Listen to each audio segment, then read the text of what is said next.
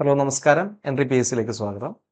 ഇവിടെ നമ്മൾ ഈ ഒരു വീഡിയോയിൽ ഗാന്ധിജി മുതൽ നമ്മുടെ സ്വാതന്ത്ര്യം വരെയുള്ള ചില പ്രധാനപ്പെട്ട നമ്മുടെ ആധുനിക ഇന്ത്യ ചരിത്രത്തിന്റെ സബ്ജക്റ്റിൽ നമ്മൾ പഠിക്കുന്ന പ്രധാനപ്പെട്ട ഭാഗങ്ങളുടെ ഒരു റിവിഷനാണ് നോക്കുന്നത്. ഏറ്റവും പ്രധാനപ്പെട്ട ചില കാര്യങ്ങൾ നമ്മളിവിടെ ചർച്ച ചെയ്യും. നമ്മൾ ഡിഗ്രി തല ചോദ്യങ്ങളിൽ പലപ്പോഴും നമുക്ക് ഒഴിവാക്കാനാവാത്ത ആധുനിക ചരിത്രത്തിന്റെ ഏറ്റവും പ്രധാനപ്പെട്ട ഗാന്ധിയൻ ഫേസിലുള്ള പ്രധാനപ്പെട്ട ഭാഗങ്ങളാണ് നമ്മളിവിടെ നോക്കുക. ഗാന്ധിജി എന്ന് പറയുന്ന വ്യക്തിയുടെ വരവിന് ശേഷം നമ്മുടെ ഇന്ത്യയുടെ സ്വാതന്ത്ര്യ സമരത്തിന് ഒരു വലിയ ഗതിമാറ്റം ഉണ്ടാകുന്നുണ്ട്. ഗാന്ധിജി 1869 ഒക്ടോബർ 2 പോർബന്ദർ എന്ന് പറയുന്ന ഗുജറാത്തിലെ പ്രദേശത്ത് കത്തിയാവാർ എന്ന് പറയുന്ന നാട്ടുരാജ്യത്താണ് ജനിച്ചത്. അദ്ദേഹത്തിന്റെ പിതാവ് ഒരു ദിവാനായിരുന്നു, അതായത് കത്തിയാവാർ രാജ്യത്തിന്റെ ഒരു മന്ത്രിയായിരുന്നു. പിൽക്കാലത്ത് അദ്ദേഹത്തിന് ഇംഗ്ലണ്ടിൽ പഠിക്കാനൊരു സൗകര്യം ലഭിക്കുകയാണ്. ഈ പോർബന്ദറിൽ ഉണ്ടാകുന്ന രാജാവിന്റെ ഒരു സഹായത്തോടു കൂടിയാണ് അദ്ദേഹം ഇംഗ്ലണ്ടിലേക്ക് പോകുന്നത്. അവിടെ അദ്ദേഹം നമ്മളുടെ നിയമം പഠിക്കുകയുണ്ടായി. ഇന്നത്തെ LLB പോലെ ഒരു നിയമത്തിന്റെ പ്രാക്ടീസ് അദ്ദേഹം അവിടെ ചെയ്തു. ലണ്ടൻ കോളേജിലും അതുപോലെ തന്നെ ഇന്നർ ടെമ്പിൾ എന്ന് പറയുന്ന മറ്റൊരു കോളേജിലുമാണ് അദ്ദേഹത്തിന്റെ പ്രാക്ടീസ് അദ്ദേഹം പൂർത്തിയാക്കിയത്. അതിനുശേഷം അദ്ദേഹം തിരികെ 1890കളിൽ ഈ ഇന്ത്യയിലേക്ക് വരുന്നു. അദ്ദേഹം ഇന്ത്യയിലേക്ക് വന്നു കഴിയുമ്പോഴത്തേക്ക് ബോംബെ ഹൈക്കോടതിയിൽ അദ്ദേഹം ജോലിക്ക് കയറുകയും ചെയ്തു. എന്നാൽ ചില തടസ്സങ്ങൾ മൂലം അദ്ദേഹത്തിന് ജോലി ചെയ്യാൻ വേണ്ടി സാധിക്കാത്തതുകൊണ്ട് ഗുമസ്തനായിട്ട് അദ്ദേഹം ജോലി ചെയ്യുന്ന സമയത്താണ് ദാദ അബ്ദുള്ള എന്ന് പറയുന്ന സൗത്ത് ആഫ്രിക്കയിലുള്ള ഒരു ഇന്ത്യൻ കച്ചവടക്കാരൻ അദ്ദേഹത്തെ കാണുന്നത്. അവിടെയുള്ള ചില കേസുകൾ അവിടെ വാദിക്കണം എന്നുള്ള ആവശ്യവുമായിട്ട് അദ്ദേഹം ഗാന്ധിജിയെ സമീപിക്കുന്നു. തുടർന്ന് 1893 ഗാന്ധിജി സൗത്ത് ആഫ്രിക്കയിലേക്ക് പോകുന്നു.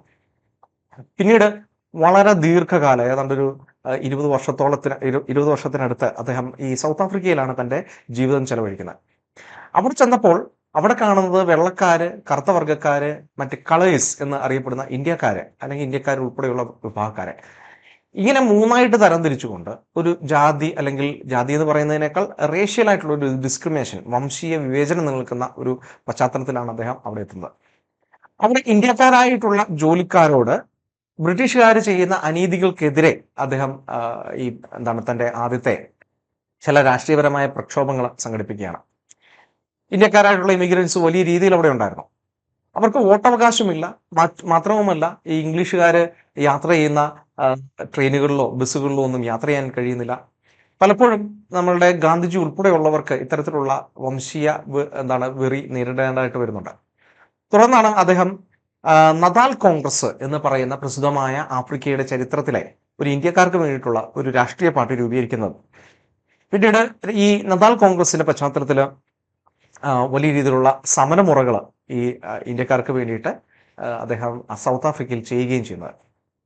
അദ്ദേഹത്തിന് ആദ്യകാലത്തെ ഒരു ഫോട്ടോയാണ്. അദ്ദേഹം നമ്മൾ നോക്കുമ്പോഴത്തേക്ക് പതിയെ 1894 നദാൽ കോൺഗ്രസിന്റെ രൂപീകരണത്തിന് ശേഷം അദ്ദേഹത്തിന്റെ കൂടെയുള്ള ഇന്ത്യക്കാരും പലതരത്തിലുള്ള അവകാശങ്ങൾക്ക് വേണ്ടി, ഇന്ത്യക്കാരുടെ അവകാശങ്ങൾക്ക് വേണ്ടിയിട്ട് രണ്ട് ഫേസായിട്ട് തങ്ങളുടെ സമരതന്ത്രം മുന്നോട്ട് വയ്ക്കുന്നുണ്ട്. 1894 1906 കാലഘട്ടത്തിൽ അദ്ദേഹത്തിന്റെ ഒരു മോഡറേറ്റ് ഫേസിലുള്ള ചില സമരതന്ത്രങ്ങൾ കാണാം. നദാൽ ഇന്ത്യൻ കോൺഗ്രസിന്റെ പശ്ചാത്തലത്തിലും അദ്ദേഹത്തിന്റെ ന്യൂസ് പേപ്പറായിരുന്ന, അദ്ദേഹം പത്രാധിപരായിരുന്ന ഇന്ത്യൻ ഒപ്പീനിയൻ എന്ന് പറയുന്ന ഒരു ന്യൂസ് പേപ്പറിന്റെ പശ്ചാത്തലത്തിലും ചില തരത്തിലുള്ള ഈ പ്രക്ഷോഭങ്ങൾ, അതിലും വളരെ സമാധാനപരമായിട്ട് പെറ്റീഷൻസ് ഒക്കെ കൊടുത്തുകൊണ്ടും ചെറിയ പ്രതിരോധമൊക്കെ കാണിച്ചുകൊണ്ടും ലേഖനങ്ങൾ എഴുതി പ്രസിദ്ധീകരിച്ചുകൊണ്ടും ഒക്കെയുള്ള ഒരു പ്രവർത്തനമായിരുന്നു. 1906 തൊട്ട് 1914 വരെയുള്ള കാലഘട്ടത്തിൽ ഒരു പാസീവ് റെസിസ്റ്റൻസ് അല്ലെങ്കിൽ സത്യാഗ്രഹ എന്ന് പറയുന്ന തുറന്ന ഒരു സമരത്തിലേക്ക് അദ്ദേഹം എത്തുകയാണ്. 1906 മുതലുള്ള ഈ ഒരു ഭാഗത്താണ് ആദ്യമായിട്ട് സിവിൽ ഡിസോബീഡിയൻസ് മൂവ്മെന്റ് എന്ന് പറയുന്ന ഒരു മൂവ്മെന്റ്, അല്ലെങ്കിൽ അതുപോലെ തന്നെ അതിനോട് ഒന്നിച്ച് സത്യാഗ്രഹ എന്ന് പറയുന്ന മൂവ്മെന്റും ഒക്കെ അദ്ദേഹം നടപ്പിലാക്കുന്നത്. നമ്മൾ പലപ്പോഴും വിചാരിക്കും ഇന്ത്യയിലാണ് ആദ്യമായിട്ട് സത്യാഗ്രഹയും ഈ സിവിൽ ഡിസോബീഡിയൻസും ഒക്കെ അദ്ദേഹം നടത്തുന്നതാണ്. അങ്ങനെയല്ല, സൗത്ത് ആഫ്രിക്കയിലാണ് അദ്ദേഹം അതാദ്യമായിട്ട് നയിക്കുന്നത്. സത്യാഗ്രഹം എന്ന് പറയുന്ന അദ്ദേഹത്തിന്റെ ആശയങ്ങളുടെ ഒരു കോർ, ഒരു ഫിലോസഫി തന്നെ രൂപീകരിക്കുന്നത്, പാസീവ് റെസിസ്റ്റൻസിന്റെ ഏറ്റവും പ്രധാനപ്പെട്ട ഒരു ആശയം അദ്ദേഹം രൂപീകരിക്കുന്നത് സൗത്ത് ആഫ്രിക്കയിലാണ്. സൗത്ത് ആഫ്രിക്കയിൽ ഏതാണ്ട് 4ഓളം പ്രക്ഷോഭങ്ങളിൽ അദ്ദേഹം പങ്കാളികളാണ്. ഇവിടെ നമ്മൾ നോക്കുമ്പോൾ രജിസ്ട്രേഷൻ സർട്ടിഫിക്കറ്റ്സ് എന്ന് പറഞ്ഞ 1906 നടപ്പിലാക്കിയ ഒരു നിയമത്തിനെതിരായിട്ട്, അല്ലെങ്കിൽ അദ്ദേഹത്തെ ഒരു റൂളിനെതിരായിട്ട് അദ്ദേഹം പ്രക്ഷോഭം നയിക്കുന്നുണ്ട്. ഇന്ത്യക്കാർ എപ്പോഴും ഒരു രജിസ്ട്രേഷൻ നടത്തണം എന്ന് പറയുന്ന ഒരു ചിന്താഗതിയായിരുന്നു അവിടെയുള്ളത്.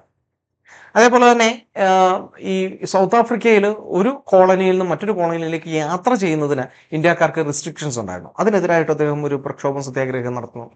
അതുപോലെ തന്നെ ഈ എന്താണ് ഈ ലീഗലി രജിസ്റ്റർ ചെയ്യാത്ത മാരേജസ് ഇൻവാലിഡ് ആയിട്ട് പ്രഖ്യാപിക്കുന്ന ഒരു കാലഘട്ടം ഈ കാലഘട്ടത്തിൽ തന്നെ ഉണ്ടായി. അപ്പോൾ ആ കാലത്ത് ഈ ക്രിസ്ത്യൻസ് ആയിട്ടുള്ള യൂറോപ്യൻസിന് മാത്രമാണ് ഈ രജിസ്ട്രേഷൻ, മാരേജ് രജിസ്ട്രേഷൻ എന്ന് പറയുന്ന സംവിധാനം ഉള്ളത്. നിയമപരമായി മറ്റുള്ള വിഭാഗങ്ങൾ രജിസ്റ്റർ ചെയ്തിട്ടില്ല. അപ്പോൾ പാഴ്സികൾ, ഹിന്ദുക്കൾ, മുസ്ലിങ്ങൾ തുടങ്ങുന്നവരുടെ വിവാഹം അസാധുവായിട്ട് മാറുന്ന ഒരു പശ്ചാത്തലം ഉണ്ടാകുന്നു. ഇത് സ്ത്രീകളുടെ ഒരു ഡിഗ്നിറ്റിയെ ചോദ്യം ചെയ്യുന്നതാണ് എന്ന് പറഞ്ഞ് ഗാന്ധിജിയുടെ നേതൃത്വത്തിൽ ഇന്ത്യക്കാരുടെ നദാൽ ഇന്ത്യൻ കോൺഗ്രസിന്റെ ഒരു പ്രക്ഷോഭം അവിടെ ഉണ്ടാവുന്നുണ്ട്. പിന്നീട് ട്രാൻസ്വാൾ ഇമിഗ്രേഷൻ ആക്ട് എന്ന് പറയുന്ന മറ്റൊരു ആക്ടിനെതിരായിട്ടും അദ്ദേഹം പ്രക്ഷോഭം നയിക്കുന്നു. ഇതിനിടയിലെ രണ്ടാം ബോർ യുദ്ധം, അതുപോലെ തന്നെ ഒന്ന് രണ്ട് എന്താണ് ഈ കലാപങ്ങളെ അടിച്ചമർത്താൻ വേണ്ടിയിട്ടുള്ള ഒന്ന് രണ്ട് യുദ്ധങ്ങൾ, ഇവിടെയൊക്കെ ഈ ഇന്ത്യക്കാരുടെ ഒരു ആംബുലൻസ് ക്രോപ്സ് അദ്ദേഹം സംഘടിപ്പിക്കുകയും അപ്പോൾ അതുപോലെ തന്നെ ആ യുദ്ധസേവനത്തിൽ അദ്ദേഹം കാര്യമായിട്ട് ഇടപെടുകയും ചെയ്യുന്നുണ്ട്.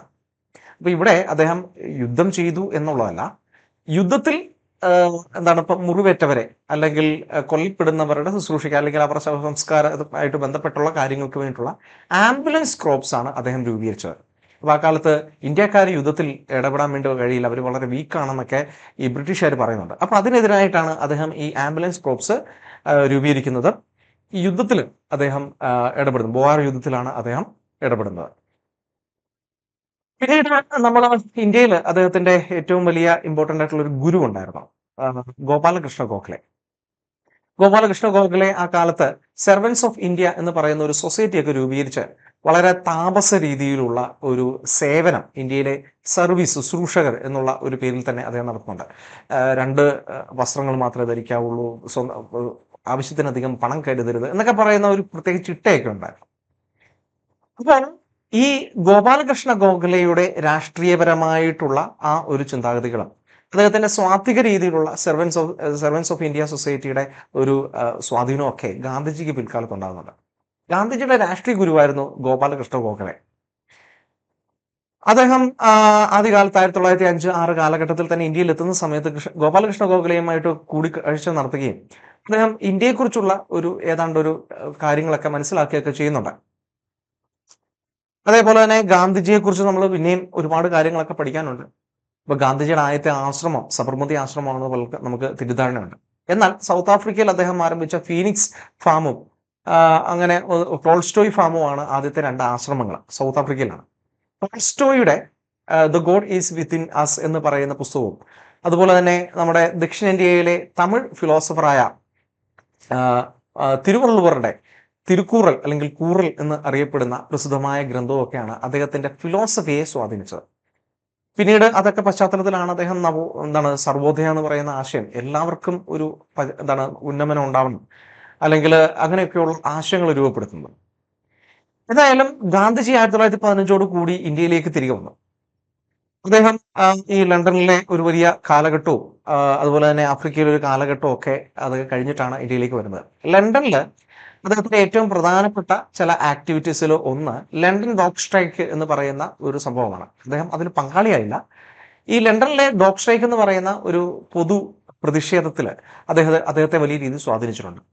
ആ കാലത്ത് ഈ സാധാരണക്കാരായിട്ടുള്ള തൊഴിലാളികൾക്ക് വേണ്ടിയിട്ട് മുന്നിട്ടിറങ്ങിയത് ഒരു കാത്തലിക് ചർച്ചിന്റെ കാർഡിനൽ ആയിരുന്ന മാനിങ് എന്ന് പറയുന്ന ഒരു ബിഷപ്പായിരുന്നു.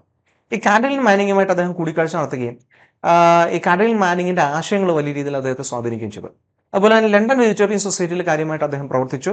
തിയോസഫിക്കൽ സൊസൈറ്റിയുമായിട്ട് ഒരു അടുത്ത ബന്ധവും അദ്ദേഹത്തിന് ലണ്ടനിൽ ഉണ്ടായിരുന്നു. ആഫ്രിക്കയിലെ അദ്ദേഹത്തിന്റെ പ്രധാനപ്പെട്ട ഒരു എസ്റ്റാബ്ലിഷ്മെന്റ് നദാൽ ഇന്ത്യൻ കോൺഗ്രസ് ആണ്.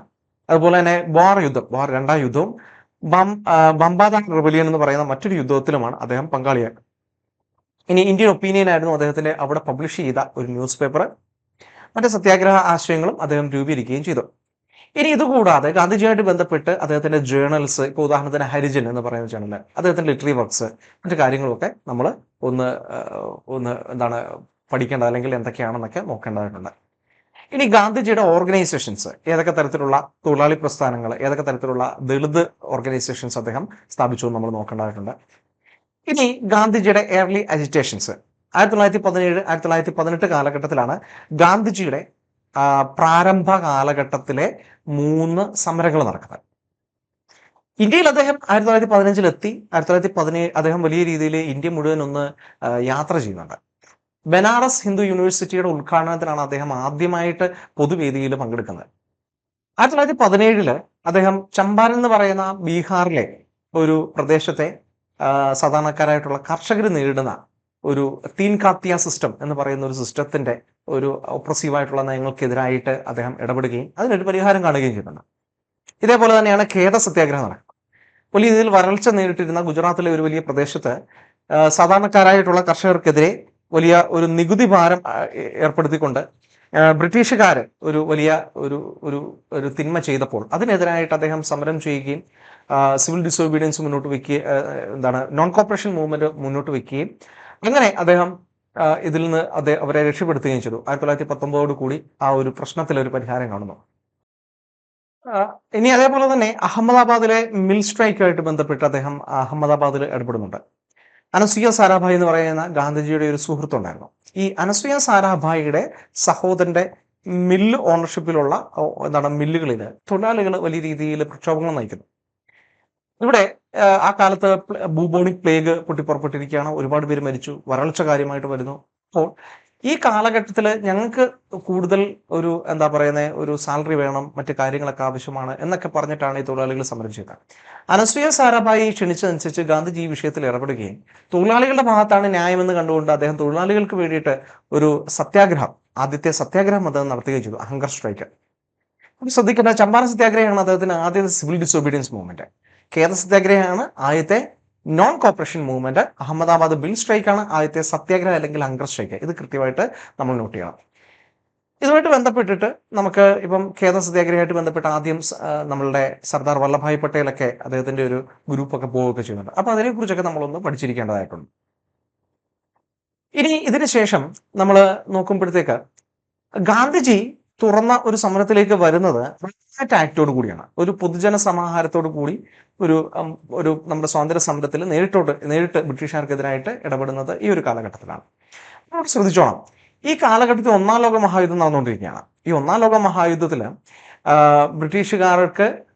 ബ്രിട്ടീഷുകാർ യുദ്ധം ചെയ്തുകൊണ്ടിരിക്കുന്ന സമയത്ത് നമ്മൾ അതിൻ്റെതായിട്ടുള്ളൊരു മാന്യത കീപ്പ് ചെയ്യണം എന്ന് പറഞ്ഞിട്ടാണ് ഒരു പൊതുജന സമാഹാരത്തിലേക്കോ അല്ലെങ്കിൽ വലിയൊരു തുറന്ന ഒരു സമരത്തിലേക്കോ ഗാന്ധിജി പോകാതിരുന്നത്.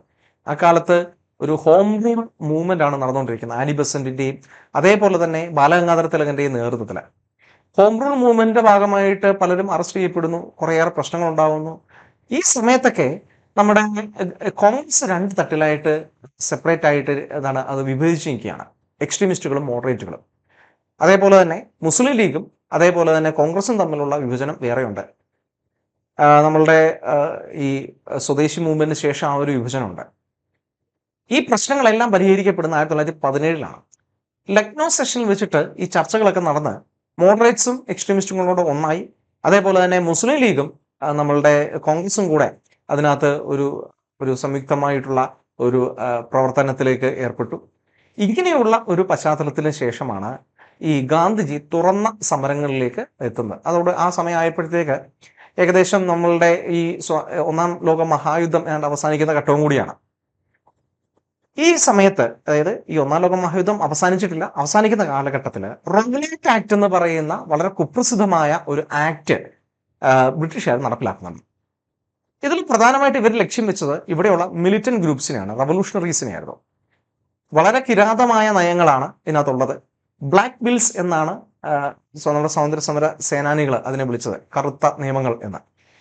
2 ബില്ലുകളായിട്ട് ഇതിനകത്ത് കൊണ്ടുവന്നിരിക്കുന്ന ആ ഒരു പ്രധാനപ്പെട്ട ക്ലോസസ് എന്താണെന്ന് നമ്മൾ ഒന്ന് നോക്കി വെക്കേണ്ടതാണ്. നമ്മുടെ എക്സാമുകൾക്ക് വളരെ ഇമ്പോർട്ടൻ്റ് ആണ്. പ്രധാനമായിട്ട് അതിനകത്ത് പറയുന്നത് വാറന്റ് ഇല്ലാതെ ആരെയും അറസ്റ്റ് ചെയ്യാം, ഡിറ്റെയിൻ ചെയ്യുന്നത് അൺലിമിറ്റഡ്, എത്ര കാലം വേണമെങ്കിലും ഡിറ്റെയിൻ ചെയ്യാന്നൊക്കെയുള്ള ചില ആശയങ്ങൾ, ചില ക്ലോസസ് ഒക്കെ ഉണ്ട്. ഇത്തരം കിരാതമായ ഒരു ബില്ലുകൾ പാസ്സാക്കുന്നതിൽ പ്രതിഷേധിച്ച് സെൻട്രൽ ലെജിസ്ലേഷനിൽ നിന്നും മുഹമ്മദ് അലി ജിന്ന, മദൻ മോഹൻ മാളവ്യ, മസർ ഉള്ളഹക്ക് എന്നീ അംഗങ്ങൾ രാജിവെച്ച് പുറത്തു പോകുന്നുണ്ട്. ഈ കാലത്ത് വൈസ്രോയുടെ കീഴിലാണ് ലെജിസ്ലേറ്റീവ് ആയിട്ടുള്ള അതിന്റെ ഒരു കൗൺസിൽ അവിടെ ഉള്ളത്. അപ്പൊ ഈ ലെജിസ്ലേറ്റീവ് കൗൺസിലിൽ നിന്നാണ് ഇവരെല്ലാം രാജിവെച്ച് പുറത്തു പോവുകയും ചെയ്തത്. ഈ റോവലാറ്റ് ആക്ടിന്റെ കിരാതമായ ഇത്തരം നയങ്ങൾക്കെതിരായിട്ട്, ആർബിട്രറി ആക്ഷൻസിനെതിരായിട്ടോ അല്ലെങ്കിൽ അങ്ങനെയുള്ള ക്ലോസസിനും എതിരായിട്ട് റോവലാറ്റ് സത്യാഗ്രഹ എന്ന് പറയുന്ന ഒരു സത്യാഗ്രഹ മൂവ്മെന്റ് ഗാന്ധിജി ഇനിഷ്യേറ്റ് ചെയ്തു. ഇനി ഇതേ കാലഘട്ടത്തിൽ തന്നെയാണ് അമൃത്സർ മസാക്കർ അല്ലെങ്കിൽ ജാലിയൻവാല ബാഗ് എന്ന് പറയുന്ന ഇന്ത്യയുടെ ചരിത്രത്തിൽ തന്നെ മുറിവേൽപ്പിച്ച ഒരു വലിയ സംഭവം ഉണ്ടാവുന്നത്. ആ കാലത്ത് നമ്മൾ നോക്കുമ്പോഴത്തേക്ക് മൈക്കിൾ ഒഡെയർ എന്ന് അറിയപ്പെട്ട അന്നത്തെ അദ്ദേഹമായിരുന്നു അന്നത്തെ പഞ്ചാബ് ഗവർണർ.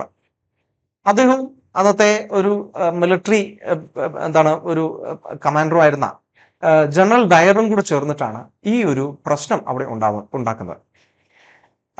നമ്മൾ നോക്കുമ്പോൾ ഈ അമൃത്സർ എന്ന് പറയുന്ന പ്രദേശത്ത് കൽബൈസാഖി ദിനത്തിൽ ഒത്തുകൂടിയ ഒരു പറ്റം ജനങ്ങൾക്കെതിരെ, നിരായുധരായിട്ടുള്ള 1500ഓളം വരുന്ന ജനങ്ങൾക്കെതിരെ ഇവർ തുറന്ന് തോക്കെടുത്ത് വെടിവെക്കുന്ന ഒരു സംഭവമാണ് ഇവിടെ ഉണ്ടാവുന്നത്.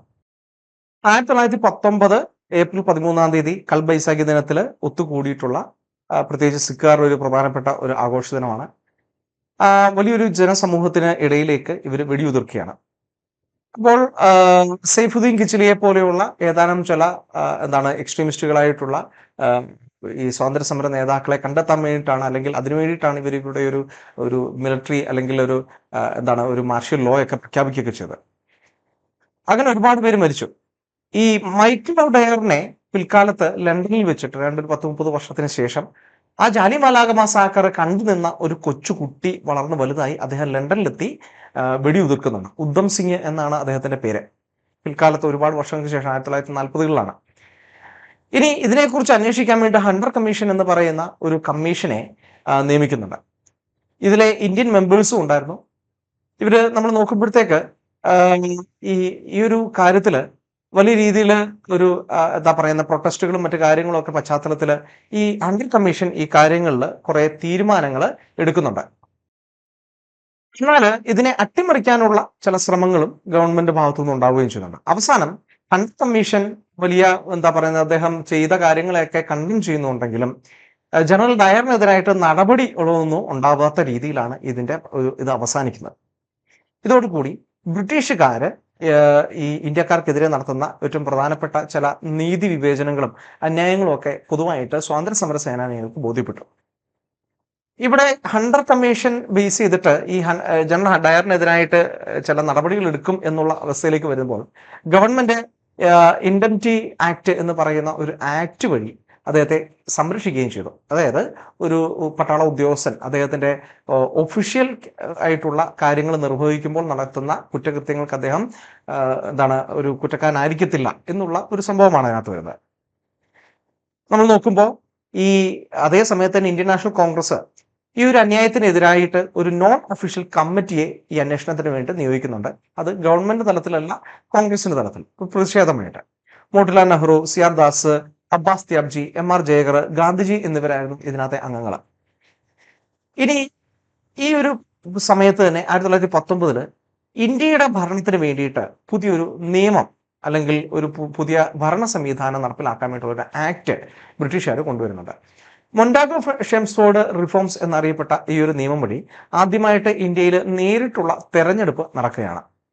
ഡയാർക്കി സംവിധാനം എന്ന് പറയുന്ന ഒരു സംവിധാനം പ്രൊവിൻഷ്യൽ ഗവൺമെന്റുകൾക്കും അതുപോലെ തന്നെ കേന്ദ്ര ഗവൺമെന്റിനും കൊണ്ടുവരുന്നു. അപ്പോൾ പ്രൊവിൻഷ്യൽ ലെജിസ്ലേറ്റീവ് അസംബ്ലീസും ഒരു സെൻട്രൽ ലെജിസ്ലേറ്റീവ് അസംബ്ലീസും അവിടെ സ്ഥാപിക്കപ്പെടുന്നുണ്ട്. ഡയാർക്കി എന്ന് പറഞ്ഞു കഴിഞ്ഞാൽ എല്ലാ അധികാരങ്ങളും മന്ത്രിമാർക്ക് കൊടുക്കുന്നില്ല, മറിച്ച് പ്രധാനപ്പെട്ട ഏറ്റവും ക്രൂഷ്യലായിട്ടുള്ള വകുപ്പുകളെല്ലാം ഇപ്പോഴും വൈസ്രോയി അല്ലെങ്കിൽ ഗവർണർമാരുടെ കീഴിലാണ്. അതുപോലെ തന്നെ ബൈക്യാമലിസം ഇൻട്രൊഡ്യൂസ് ചെയ്തു. ബൈക്യാമലിസം എന്ന് പറയുമ്പോൾ നമ്മൾ ഇന്ന് പറയുന്നത് പോലെ ലോക്സഭ, രാജ്യസഭ എന്ന് പറയുന്ന പോലെ 2 ഹൗസുകളായിട്ടുള്ള ഒരു സെൻട്രൽ ലെജിസ്ലേറ്റീവ് അസംബ്ലി അവിടെ രൂപീകരിക്കുന്നു. ഇനി എക്സിക്യൂട്ടീവായിട്ടുള്ള മന്ത്രിമാരുണ്ട്, പക്ഷെ അവർക്ക് പരിമിതികളുണ്ട്. ഇങ്ങനെ വലിയ രീതിയിലുള്ള മാറ്റങ്ങൾ കൊണ്ടുവരുന്നു. ഏറ്റവും പ്രധാനപ്പെട്ട ഒരു മാറ്റം ഈ നമ്മുടെ ഇന്ത്യക്കാരായിട്ടുള്ള സ്ത്രീകൾക്കും വോട്ടവകാശം ലഭിക്കുന്നു എന്നുള്ളതാണ്. പക്ഷേ വളരെ കുറച്ചു പേർക്ക് മാത്രമേ ഒരു അഡൽട്ട് ഫ്രാഞ്ചൈസ് ഇല്ല. അതെന്ന് വെച്ചാൽ പ്രായപൂർത്തി വോട്ടവകാശമല്ല, വളരെ കുറച്ചു പേർക്ക് മാത്രമേ ഇതിനകത്ത് വോട്ട് ചെയ്യാനുള്ള അവകാശം ഉണ്ടായിരുന്നുള്ളൂ. ഇത്ര ഭൂമി വേണം, ഇത്ര ടാക്സ് അടയ്ക്കണം, ഇത്ര വിദ്യാഭ്യാസം വേണം, അങ്ങനെയുള്ള നിബന്ധനകൾ ഉണ്ടായിരുന്നു. എന്തായാലും 1919 നമ്മളുടെ ഈ ഒരു ആക്ടുമായിട്ട് ബന്ധപ്പെട്ടുള്ള കാര്യങ്ങൾ നമ്മൾ പ്രത്യേകമായിട്ട് ഒന്ന് പഠിക്കേണ്ടതായിട്ടുണ്ട്. ഇനി ഇതുമായിട്ട് ബന്ധപ്പെട്ട് തന്നെ 1917 ഓഗസ്റ്റ് ഓഫ് ഡിക്ലറേഷൻ എന്ന് പറയുന്ന ഒരു ഡിക്ലറേഷനെ കുറിച്ചും കൂടെ നമ്മൾ പഠിക്കണം. ഈ ഓഗസ്റ്റ് ഡിക്ലറേഷനും ഉണ്ട്, ഓഗസ്റ്റ് ഓഫറും ഉണ്ട്, രണ്ടും രണ്ടാണ്. 1942 ഓഗസ്റ്റ് ഓഫർ വരുന്നത്. അതേസമയത്ത് 1917 ഓഗസ്റ്റ് ഡിക്ലറേഷൻ ഉണ്ടാകുന്നത്. നമ്മുടെ മൊണ്ടാഗു എന്ന് പറയുന്ന ഇവിടെ ഉണ്ടായിരുന്ന അധികാരി, അദ്ദേഹം ഇന്ത്യക്കാർക്ക് ഒരു റെസ്പോൺസിബിൾ ഗവൺമെന്റ് നൽകും എന്നുള്ള ഒരു പ്രഖ്യാപനമായിരുന്നു അത്. അതിന്റെ പശ്ചാത്തലത്തിലാണ് 1919 ഇങ്ങനെയൊരു ആക്ട് വരുന്നത്. ഇനി ഇത്രയും കാര്യങ്ങൾ ഇങ്ങനെ നിൽക്കുകയാണ്. അപ്പോൾ ഇതിനകത്ത് ഒരു കാര്യത്തിൽ എല്ലാവർക്കും പ്രതിഷേധമുണ്ട്. ഡയാർക്കി എന്ന് പറയുന്ന സംവിധാനത്തിന് പൂർണ്ണമായ ജനാധിപത്യ സംവിധാനങ്ങൾ കൊണ്ടുവരാതെ ഏറ്റവും ക്രൂഷ്യലായിട്ടുള്ള വകുപ്പുകളെല്ലാം ഈ വൈസ്രോയി അല്ലെങ്കിൽ പ്രൊവിൻഷ്യൽ ഗവർണർമാരുടെ കീഴിലാണ് എന്നുള്ളത് വലിയൊരു പ്രശ്നമാണ്. പൂർണ്ണമായിട്ട് ഒരു എന്താണ് ഈ പറയുന്ന തോക്ക് തരാം പക്ഷെ വെടിവെക്കരുത് എന്ന് പറയുന്നത് പോലെ അധികാരം തരാം പക്ഷേ ഒന്നും ചെയ്യാൻ പറ്റത്തില്ല എന്നുള്ളൊരു അവസ്ഥയാണ് ഇവിടെ ഉള്ളത്. ഇങ്ങനെയുള്ള പല പ്രശ്നങ്ങളാണ്. അപ്പോൾ ജാലിയൻവാലാബാഗ് മസാക്കർ അല്ലെങ്കിൽ അമൃത്സർ മസാക്കർ, അതേപോലെ തന്നെ നമ്മളുടെ ഈ റോവലാറ്റ് ആക്ട്, അതുപോലെ തന്നെ ഈ വിഷയം, ഡയാർക്കി സിസ്റ്റം, ഇതെല്ലാം ഇങ്ങനെ കൊടുമ്പിൽ കൊണ്ടുകൊണ്ടിരിക്കുകയാണ്.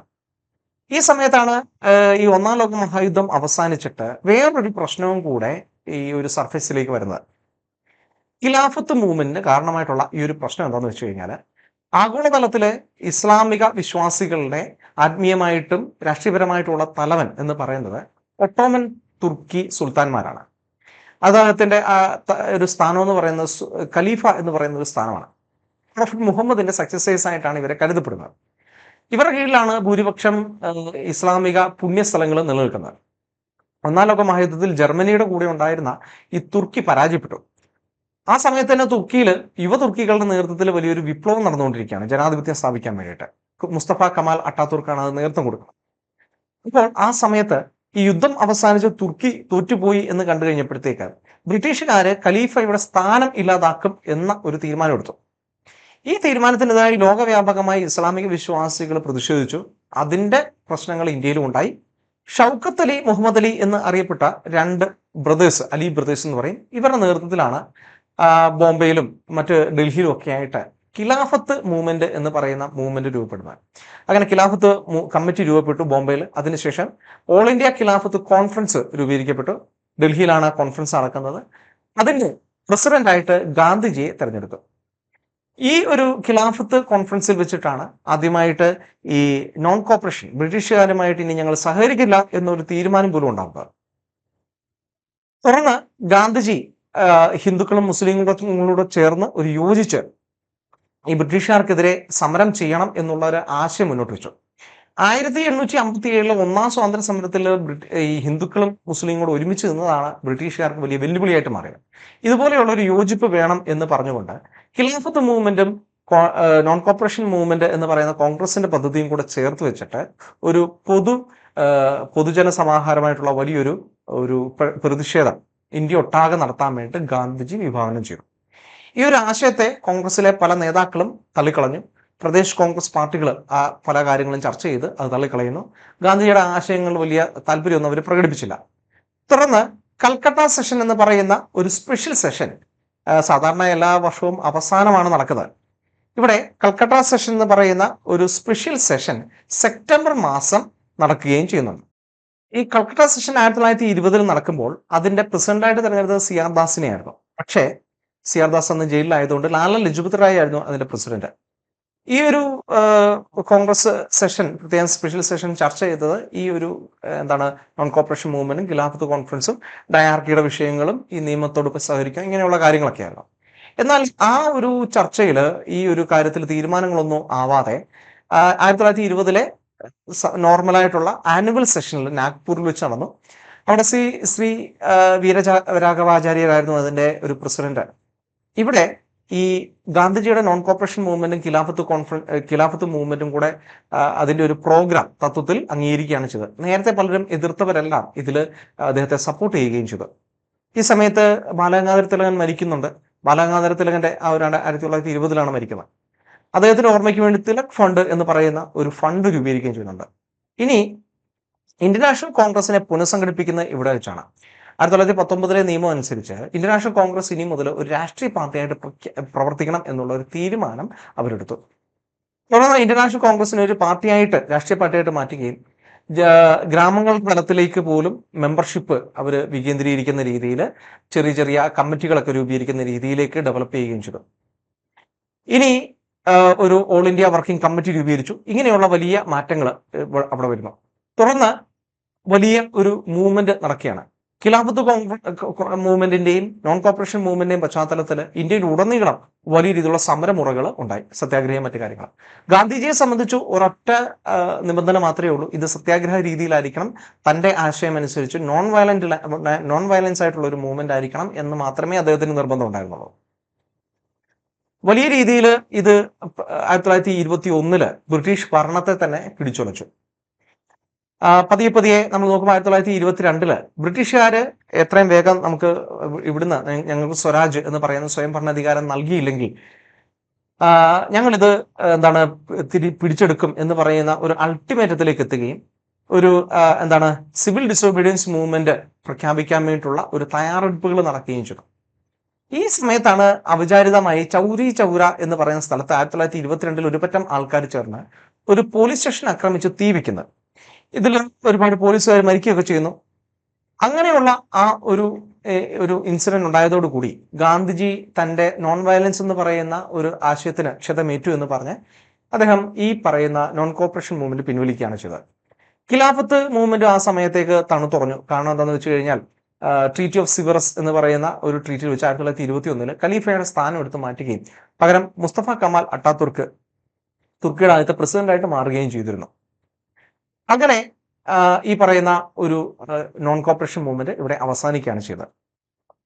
ഈ ഒരു കാലഘട്ടത്തിൽ കേരളത്തിൽ മലബാർ പ്രദേശത്ത് വേറെ ചില പ്രശ്നങ്ങൾ ഉണ്ടാവുന്നുണ്ട്. അക്കാലത്ത് ഈ ഉത്തര കേരളം പ്രദേശം മലബാർ ഡിസ്ട്രിക്ട് എന്ന് പറയുന്ന പേരിൽ ഈ ബ്രിട്ടീഷുകാർ ഭരിക്കുന്ന ഒരു പ്രദേശമാണ്. ഇവിടെ ഈ ഖിലാഫത്ത് മൂവ്മെന്റിന്റെ പശ്ചാത്തലത്തിൽ നേരത്തെ ഉണ്ടായിരുന്ന മാപ്പിള കലാപങ്ങൾ അല്ലെങ്കിൽ മലബാർ കലാപങ്ങൾ, അതായത് ടിപ്പു സുൽത്താന് ശേഷം ഉണ്ടാകുന്ന ചെറിയ ചെറിയ കലാപങ്ങളാണ്. ഈ കലാപങ്ങളുടെ ഒരു വലിയ ഉണർവ് വീണ്ടും ഉണ്ടാവുന്നു. അലി മുസ്ലിയാർ, സീതി കോയ തങ്ങള്, വാരികുന്നത്ത് കുഞ്ഞഹമ്മദ് ഹാജി എന്ന് പറയുന്ന 3 പ്രധാനപ്പെട്ട നേതാക്കന്മാരുടെ കീഴിൽ ബ്രിട്ടീഷുകാർക്കെതിരായിട്ട് വലിയ രീതിയിലുള്ള യുദ്ധങ്ങളും മറ്റു പ്രശ്നങ്ങളും ഒക്കെ ഉണ്ടാവുകയൊക്കെ ചെയ്യുന്നുണ്ട്. ഇതിൽ ഏറ്റവും പ്രസിദ്ധമായ യുദ്ധം ബാറ്റിൽ ഓഫ് കോക്കൂട്ടൂർ എന്ന് പറയുന്ന യുദ്ധമാണ്.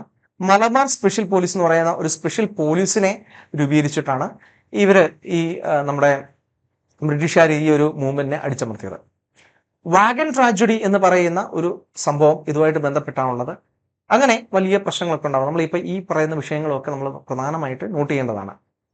ഇനി ഗാന്ധിജി ഏകപക്ഷീയമായിട്ട് നോൺ കോപ്പറേഷൻ മൂവ്മെന്റ് പിൻവലിച്ചു എന്ന് പറഞ്ഞുകൊണ്ട് ഒരു വിഭാഗം കോൺഗ്രസിലെ ആൾക്കാർ രൂപീകരിച്ചാണ് സ്വരാജ് പാർട്ടി എന്ന് പറയുന്ന പാർട്ടി. 1922 ബീഹാറിലെ ഗയയിൽ നടന്നിട്ടുള്ള ഇന്റർനാഷണൽ കോൺഗ്രസിന്റെ സെഷനിൽ CR ദാസ് അല്ലെങ്കിൽ ചിത്രരഞ്ജൻ ദാസ് എന്ന് പറയുന്ന സ്വാതന്ത്ര്യ സമര സേനാനി പ്രസിഡന്റ് ആയിരുന്നു. അദ്ദേഹം മോട്ടിലാൽ നെഹ്റുവും കൂടെ ഈ ഗാന്ധിജിയോടുള്ള നീരസം തുറന്ന് പ്രകടിപ്പിച്ചു. 1919 നിയമം അനുസരിച്ച് തെരഞ്ഞെടുപ്പിൽ പങ്കെടുക്കണം എന്നായിരുന്നു ഇന്റർനാഷണൽ കോൺഗ്രസിന്റെ ഔദ്യോഗിക തീരുമാനം. ഇവിടെ നമ്മൾ നോക്കുമ്പോഴത്തേക്ക് CR ദാസിന്റെയും മോട്ടിലാൽ നെഹ്റുവിന്റെ നേതൃത്വത്തിലുള്ള ഗ്രൂപ്പ് ഇതിനെ എതിർത്തുകൊണ്ട് അവര് റെസ്പോൺസിവിസ്റ്റ് എന്ന് പറയുന്ന ഒരു ഗ്രൂപ്പിന് രൂപം കൊടുത്തു. അവർ പറഞ്ഞത് ബ്രിട്ടീഷുകാരുടെ ഈ ഒരു നിയമം അനുസരിച്ച് തെരഞ്ഞെടുപ്പുകളിൽ മത്സരിച്ച് ജയിച്ചു കഴിഞ്ഞിട്ട് അവർക്ക് വലിയ പ്രശ്നങ്ങൾ അവിടെ ഭരണതലത്തിൽ ഉണ്ടാക്കുക എന്നുള്ളതായിരുന്നു.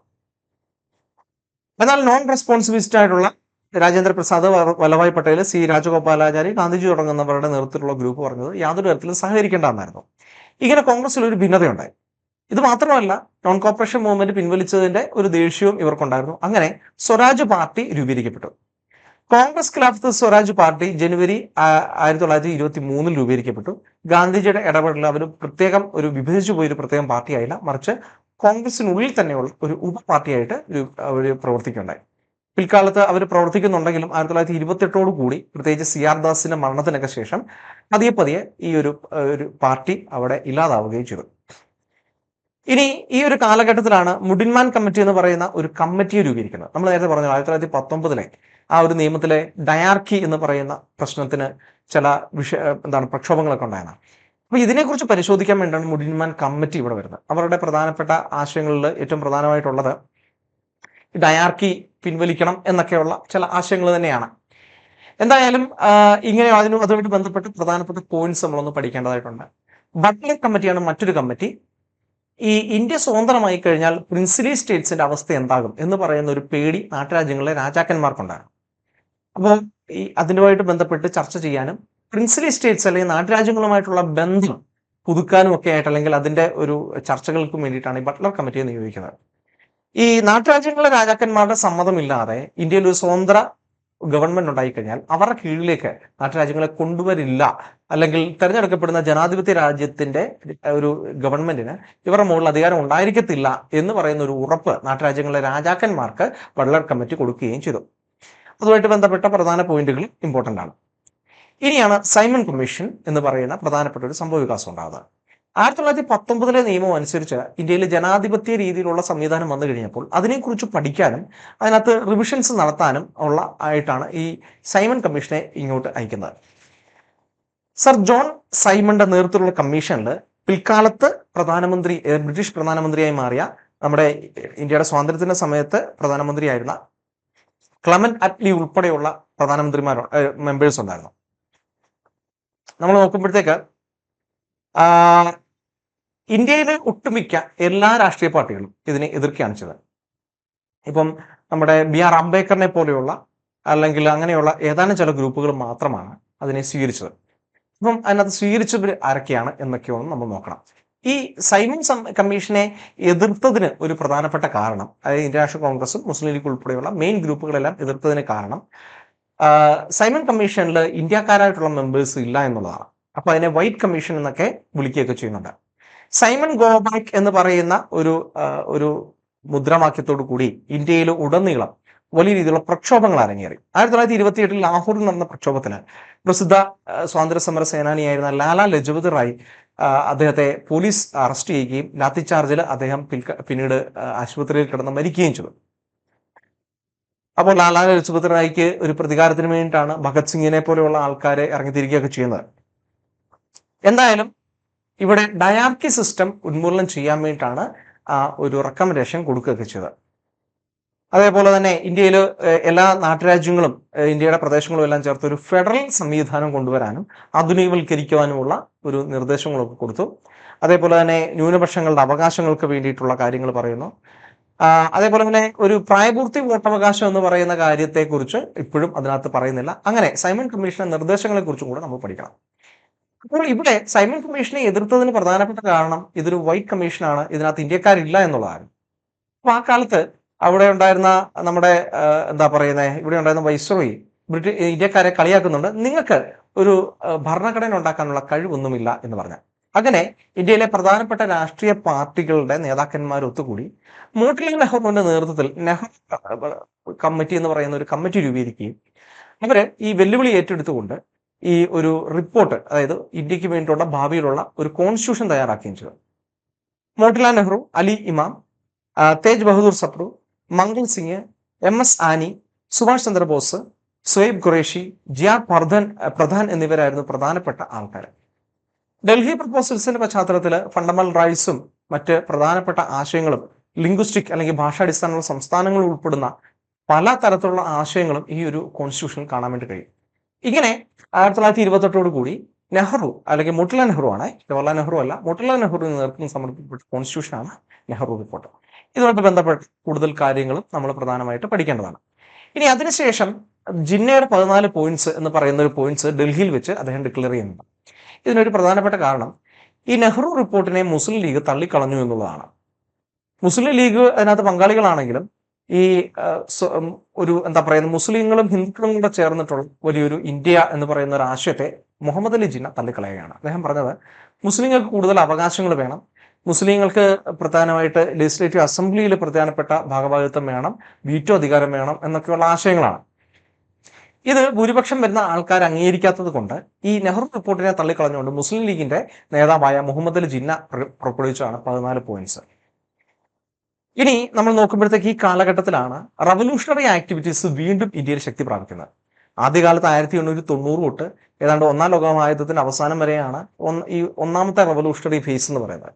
ആദ്യത്തെ ഫേസിൽ ഇതെല്ലാം കഴിഞ്ഞ് ബ്രിട്ടീഷുകാർ ഇവരെയൊക്കെ അടിച്ചമർത്തി, പിന്നെ നോൺ കോപ്പറേഷൻ മൂവ്മെന്റ് ഒക്കെ വന്നു കഴിഞ്ഞപ്പോൾ ഇവര് ഈ റവല്യൂഷണറി പരിപാടിയൊക്കെ അവസാനിപ്പിച്ച് ഇവര് ഗാന്ധിജിയുടെ കൂടെ ചേരുകയും ചെയ്തു. എന്നാൽ ഗാന്ധിജി 1922 ഏകപക്ഷീയമായിട്ട് നോൺ കോപ്പറേഷൻ മൂവ്മെന്റ് നിർത്തലാക്കി എന്നുള്ള ഒരു പരാതി കാരണം വീണ്ടും റവല്യൂഷണറീസ് തങ്ങളുടേതായിട്ടുള്ള പ്രവർത്തനങ്ങളിൽ ഏർപ്പെട്ടു. നമ്മൾ നോക്കുമ്പോൾ സച്ചീന്ദ്രനാഥ് സാന്യാള്, ജോഗേഷ് ചാറ്റർജി, രാംപ്രസാദ് ബിസ്മില് ഇങ്ങനെയുള്ളവരുടെ ഒരു നേതൃത്വത്തിലും, അതേപോലെ തന്നെ ചന്ദ്രശേഖർ ആസാദ്, വിജയ് കുമാർ സിൻഹ, ശിവവർമ്മ, ജയ്ദേവ് കുമാർ, പിൽക്കാലത്ത് 1830കളോടനുബന്ധിച്ച് ഭഗത് സിംഗ്, ഭഗവതി ചരൺ വോഹ്റ, സുഖദേവ് തുടങ്ങുന്ന ഒരുപാട് പേഴ്സണാലിറ്റീസ് ഈ ഒരു കാലഘട്ടത്തിൽ കാണാം. ഈ രാംപ്രസാദ് ബിസ്മിലിന്റെ നേതൃത്വത്തിൽ ഹിന്ദുസ്ഥാൻ റിപ്പബ്ലിക് അസോസിയേഷൻ എന്ന് പറയുന്ന ഒരു അസോസിയേഷൻ രൂപീകരിക്കുകയും ഇന്ത്യയെ സ്വതന്ത്രമാക്കി യുണൈറ്റഡ് സ്റ്റേറ്റ്സ് ഓഫ് ഇന്ത്യ എന്ന് പറയുന്ന ഒരു രാജ്യം രൂപീകരിക്കണമെന്ന് ആദ്യമായിട്ട് വിഭാവനം ചെയ്യുകയും ചെയ്തു. രഹസ്യമായിട്ടുള്ള ഒരു സമ്മേളനങ്ങളാണ് ഇവർ പലപ്പോഴും നടത്തിയത്. 1924 മീറ്റിംഗിലാണ് ഹിന്ദുസ്ഥാൻ റിപ്പബ്ലിക്കൻ അസോസിയേഷൻ രൂപീകരിക്കുന്നത്. തുടർന്ന് ഇത് ഈ റവല്യൂഷണറി ആക്ടിവിറ്റീസ്, റവല്യൂഷണറി വിപ്ലവകരമായിട്ടുള്ള ആക്ടിവിറ്റീസ് ആണ്. ഇന്ത്യക്ക് വേണ്ടി സ്വതന്ത്രമായി തുറന്ന യുദ്ധം ബ്രിട്ടീഷുകാർക്കെതിരെ നടത്തണം എന്നുള്ള ഒരു ചിന്തയാണത്. മറ്റ് പാർട്ടികളിൽ നിന്ന് വ്യത്യസ്തമായിട്ടുള്ള ഒരു തുറന്ന യുദ്ധമാണ് അവർ പ്രൊപ്പോസ് ചെയ്യുന്നത്. കാക്കോരി കേസ് എന്ന് പറയുന്ന പ്രസിദ്ധമായ ഒരു കേസ് ഈ കാലഘട്ടത്തിലാണ് ഉണ്ടായത്. അപ്പോൾ ഇവർ ചില ട്രെയിനൊക്കെ പിടിച്ചെടുത്ത് അവിടെയുള്ള ആയുധങ്ങളും പണമൊക്കെ കവരാൻ വേണ്ടിയിട്ടുള്ള ശ്രമിച്ച ഒരു ശ്രമമായിരുന്നു. ഇത് പരാജയപ്പെട്ടതിനെ തുടർന്ന് ഹിന്ദുസ്ഥാൻ റിപ്പബ്ലിക്കൻ അസോസിയേഷൻ പതിയെ താഴോട്ട് പോയി. വലിയ പ്രവർത്തനങ്ങളൊന്നും പിന്നീട് നടന്നില്ല.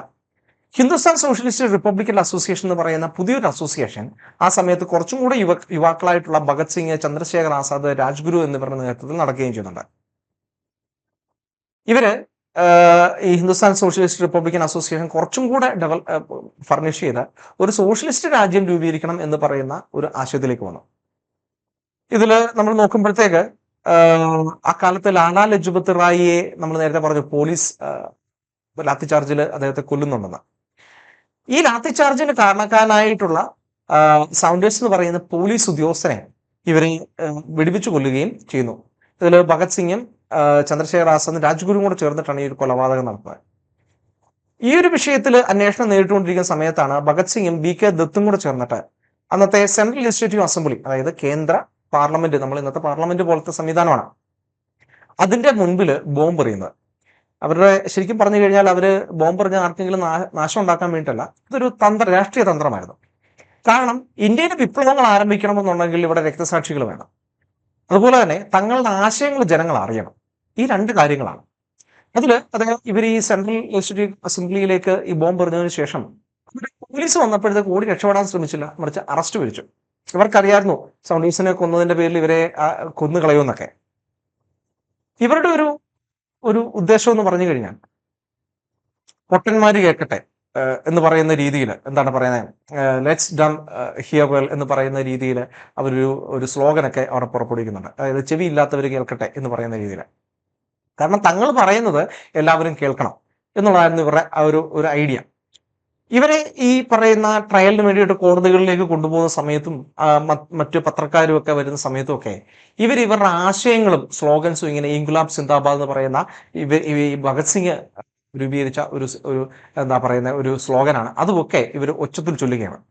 ഇത് രാജ്യം മുഴുവൻ വിദ്യാഭ്യാസമുള്ള എല്ലാ മനുഷ്യരും അത് വായിക്കുകയും അവര് ഈ ഭഗത് സിംഗിൽ നിന്നും BK ദത്തിൽ നിന്നും ഒക്കെയുള്ള വലിയ പ്രചോദനം ഉൾക്കൊള്ളുകയും ചെയ്തു. ഇങ്ങനെ ഇന്ത്യയിൽ ആകെ ഈ ഭഗത് സിംഗും BK ദത്തും ചന്ദ്രശേഖർ ആസാദും രാജ്ഗുരുവും ഒക്കെ ഹീറോസ് ആയിട്ട് മാറുകയും യുവജനങ്ങൾ വലിയ രീതിയിൽ ബ്രിട്ടീഷുകാർക്കെതിരായിട്ട് തുറന്ന യുദ്ധത്തിന് തയ്യാറെടുക്കുകയും ചെയ്തു. ഈ കാലഘട്ടത്തിൽ മൊത്തം ഈ രണ്ടാമത്തെ റവല്യൂഷണറി ആക്ടിവിറ്റീസിൽ CR ദാസ്, സുഭാഷ് ചന്ദ്രബോസ്, JM സെൻഗുപ്ത എന്നിവര് ഈ റവല്യൂഷണറി ആക്ടിവിസ്റ്റുകൾക്ക് നൽകിയ സംഭാവനകളും അവരുമായിട്ടുള്ള ബന്ധമൊക്കെ നമ്മൾ നോക്കേണ്ടത് അത്യാവശ്യമാണ്. അതുപോലെ തന്നെ മറ്റൊരു പോയിന്റ് ചാൾസ് ടെഗ്രൻ അസാസിനേഷൻ കേസായിരുന്നു. സുഭാഷ് ചന്ദ്രബോസും JM സെൻഗുപ്തയൊക്കെ സപ്പോർട്ട് കൊടുത്തിരുന്ന, ഇൻഫോർമലായിട്ട് സപ്പോർട്ട് കൊടുത്തിരുന്ന ഈ ഒരു ഗ്രൂപ്പിനെ ബ്രിട്ടീഷുകാരെ അടിച്ചമർത്താൻ വേണ്ടി ഒരു കാരണമായിട്ട് മാറിയ ചാൾസ് ടെഗാർട്ട് അസാസിനേഷൻ കേസായിരുന്നു. അതുപോലെ തന്നെ നമ്മൾ നോക്കുമ്പോഴത്തേക്ക് ചിറ്റഗോങ് ഗ്രൂപ്പ് എന്ന് പറയുന്ന ഒരു ഗ്രൂപ്പിനെ കുറിച്ച് നമുക്ക് കാണാം. അതിൽ അവസാനം സൂര്യസെന് അദ്ദേഹം നടത്തിയ പ്രധാനപ്പെട്ട ചില വിപ്ലവങ്ങളും അദ്ദേഹത്തിന്റെ മരണമൊക്കെ നമ്മളൊന്ന് നോക്കേണ്ടതായിട്ടുണ്ട്. അങ്ങനെ ഈ സുഭാഷ് നമ്മുടെ ഈ പറയുന്ന റവല്യൂഷണറീസ് ആയിട്ടുള്ള ഈ പറഞ്ഞ ആൾക്കാരുമായിട്ടുള്ള അവരുടെ വിവരങ്ങൾ, അവരുടെ എഴുതിയിട്ടുള്ള ഗ്രന്ഥങ്ങൾ അല്ലെങ്കിൽ ജേർണൽസ്, ഇതൊക്കെ നമ്മൾ പഠിക്കേണ്ടതായിട്ടുണ്ട്. അവർ രൂപം കൊടുത്ത മറ്റ് ഓർഗനൈസേഷൻസ് ഉണ്ട്, സ്റ്റുഡൻസ് ഓർഗനൈസേഷൻസ് ഉണ്ട്, അതിന്റെ പേരുകളും ഒക്കെ ഇമ്പോർട്ടൻ്റ് ആണ്. ഇനി ഈ റവല്യൂഷണറി ആക്ടിവിസം ഏതാണ്ട് 1934 വരെയൊക്കെ മാക്സിമം അത് കടന്നുപോയി. അതിനുശേഷം ബ്രിട്ടീഷുകാരത് മുഴുവൻ അടിച്ചമർത്തി. റഷ്യയുമായിട്ട് ബന്ധമുണ്ടെന്നൊക്കെ ഇവർക്ക് മേലുള്ള ആരോപണമൊക്കെ ഉണ്ടായിരുന്നു. അങ്ങനെ ഒരുപാട് കാര്യങ്ങൾ നടക്കുന്നു.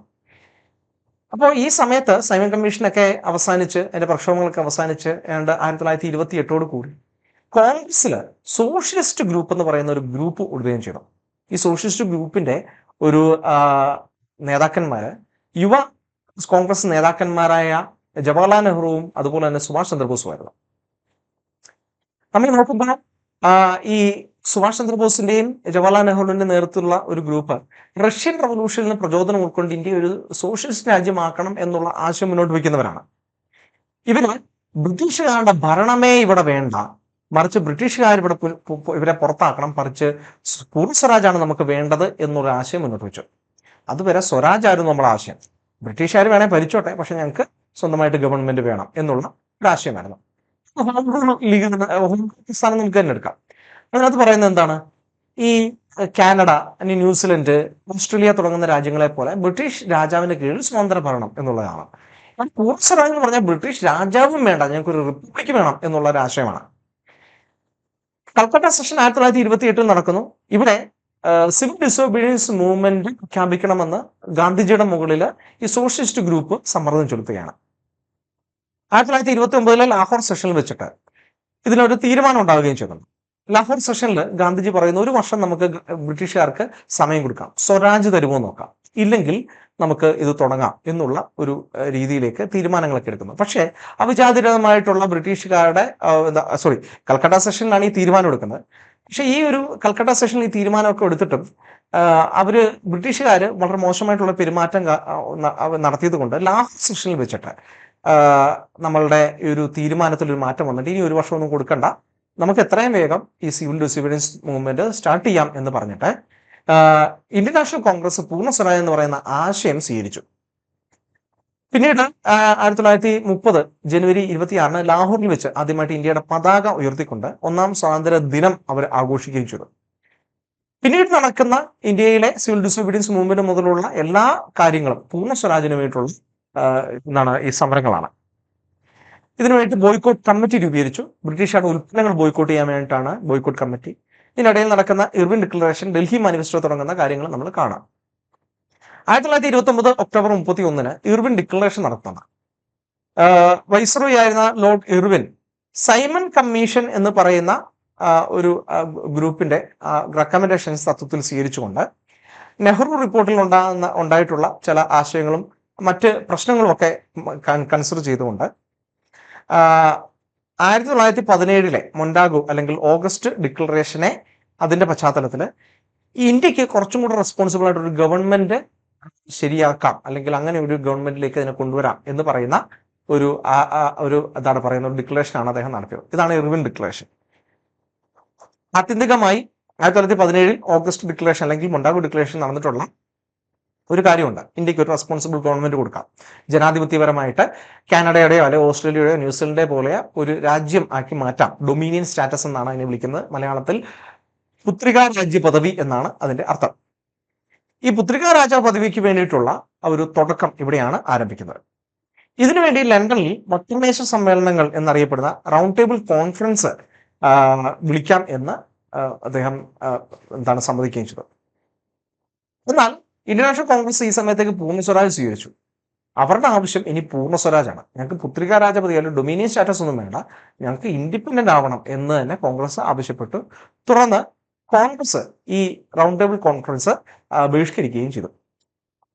ഇനി ഡൽഹി മാനിഫെസ്റ്റോ 1929 നവംബർ 2 നടക്കുന്നത്. ഹിന്ദു മഹാസഭ, അതുപോലെ തന്നെ ലിബറൽസ്, മുസ്ലിം ലീഗ്, കോൺഗ്രസ് തുടങ്ങുന്നവരുടെ ലീഡേഴ്സ് നടത്തിയ ജോയിന്റ് സ്റ്റേറ്റ്മെന്റ് ആണ്. ഇവിടെ രാഷ്ട്രീയ തടവുകാരെ റിലീസ് ചെയ്യണം എന്നും പോലീസുകാരുടെ ഒരു അതിക്രമങ്ങൾക്കെതിരെ നടപടികൾ സ്വീകരിക്കണമെന്നും മറ്റു കാര്യങ്ങളും ഒക്കെ ഇതിനകത്ത് അവർ മുന്നോട്ട് വയ്ക്കുന്നുണ്ട്. ഇനി ഇങ്ങനെയുള്ള ഒരു മാനിഫെസ്റ്റോ എന്ന് പറയുന്ന ഒരു ജോയിന്റ് സ്റ്റേറ്റ്മെന്റ് പുറപ്പെടുവിക്കുന്നു. 1929 ഒരു നമ്മൾ പറഞ്ഞ ലാഹോർ സെഷൻ വെച്ചിട്ട് അതിന്റെ പ്രസിഡന്റ് ജവഹർലാൽ നെഹ്റു ആയിരുന്നു. പൂർണ്ണ സ്വരാജ് അവർ സ്വീകരിക്കുകയും 1930 ജനുവരി 26 ഇന്ത്യൻ ഇൻഡിപെൻഡൻസ് ഡേ ആയിട്ട് അവർ ആഘോഷിക്കുകയും ലാഹോറിൽ ആദ്യമായിട്ട് ഇന്ത്യയുടെ പതാക ഉയർത്തുകയും ചെയ്തു. ഈ ഒരു സെഷനിലാണ് സിവിൽ ഡിസോബീഡിയൻസ് മൂവ്മെന്റ് ലോഞ്ച് ചെയ്യുന്നതിന് ഗാന്ധിജി നേതൃത്വം കൊടുത്തുകൊണ്ടുള്ള ഒരു വലിയ ഒരു പ്രഖ്യാപനം ഉണ്ടാവുകയും ചെയ്തത്. തുടർന്ന് 1930 മുതൽ സിവിൽ ഡിസോബീഡിയൻസ് മൂവ്മെന്റ് ഇന്ത്യയിൽ നടന്നു. ഇതിന്റെ ആദ്യ ഭാഗമായിട്ടാണ് ദണ്ഡി മാർച്ച് ഉണ്ടാകുന്നത്. ദണ്ഡി മാർച്ചിനെ കുറിച്ചുള്ള ഡീറ്റെയിൽസ് നമ്മൾ പഠിക്കേണ്ടതായിട്ടുണ്ട്. സോൾട്ട് ടാക്സിനെതിരായിട്ടാണ് ഈ ഒരു മാർച്ച് ഉണ്ടാകുന്നത്. 1930 മാർച്ച് 22 സബർമതി ആശ്രമത്തിൽ നിന്ന് പുറപ്പെട്ട ഗാന്ധിജിയുടെ നേതൃത്വത്തിലുള്ള 72 വോളണ്ടിയേഴ്സിന്റെ ഒരു മാർച്ച് 1930 ഏപ്രിൽ 6 ഗുജറാത്തിലെ ദണ്ഡിയിലെത്തുകയും അവരവിടെ നിയമം ലംഘിച്ചുകൊണ്ട് ഉപ്പ് നിർമ്മിക്കുകയും ചെയ്തു. ഈ ഉപ്പ് ഒരു പ്രതീകപരമായിട്ട് ചെയ്തതാണ്. ഇതേ തുടർന്ന് രാജ്യവ്യാപകമായി ഉപ്പ് സത്യാഗ്രഹങ്ങൾ നടന്നുകൊണ്ടിരുന്നു. വലിയ രീതിയിലുള്ള ബോയ്ക്കോട്ട് ഉണ്ടായി. ഈ വിദേശ വസ്ത്രങ്ങൾ കത്തിക്കുന്ന രീതി, അതുപോലെ തന്നെ ലിക്കർ ഷോപ്പുകൾ പിക്കറ്റ് ചെയ്യുന്നു.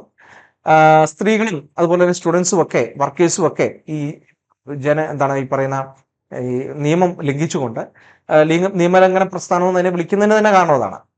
ഈ ബ്രിട്ടീഷുകാരുടെ സ്കൂളുകളും മറ്റു ഓഫീസുകളും ഒക്കെ ബോയ്ക്കോട്ട് ചെയ്യുകയൊക്കെ ചെയ്തു. ഇങ്ങനെ ഒരു രീതിയിലുള്ള വലിയ ഒരു സംഭവം അവിടെ ഉണ്ടാകുന്നുണ്ട്. ഈ സമയത്താണ് റൗണ്ട് ടേബിൾ കോൺഫറൻസ് ഉണ്ടാകുന്നത്. ഈ റൗണ്ട് ടേബിൾ കോൺഫറൻസിന് നമ്മളുടെ കോൺഗ്രസ് ഒന്നാമത്തെ റൗണ്ട് ടേബിൾ കോൺഫറൻസ് ബഹിഷ്കരിക്കുന്നു. രണ്ടാമത്തെ റൗണ്ട് ടേബിൾ കോൺഫറൻസിൽ ഗാന്ധിജി അതുപോലെ തന്നെ ഏതാനും ചിലർ മാത്രമാണ് കോൺഗ്രസിന്റെ പ്രതിനിധികളുടെ പങ്കെടുക്കുന്നത്. ഈ സമയത്ത് തൽക്കാലം സിവിൽ ഡിസോബീഡിയൻസ് മൂവ്മെന്റ് ഒന്ന് പോസ് ചെയ്യുന്നുണ്ട്.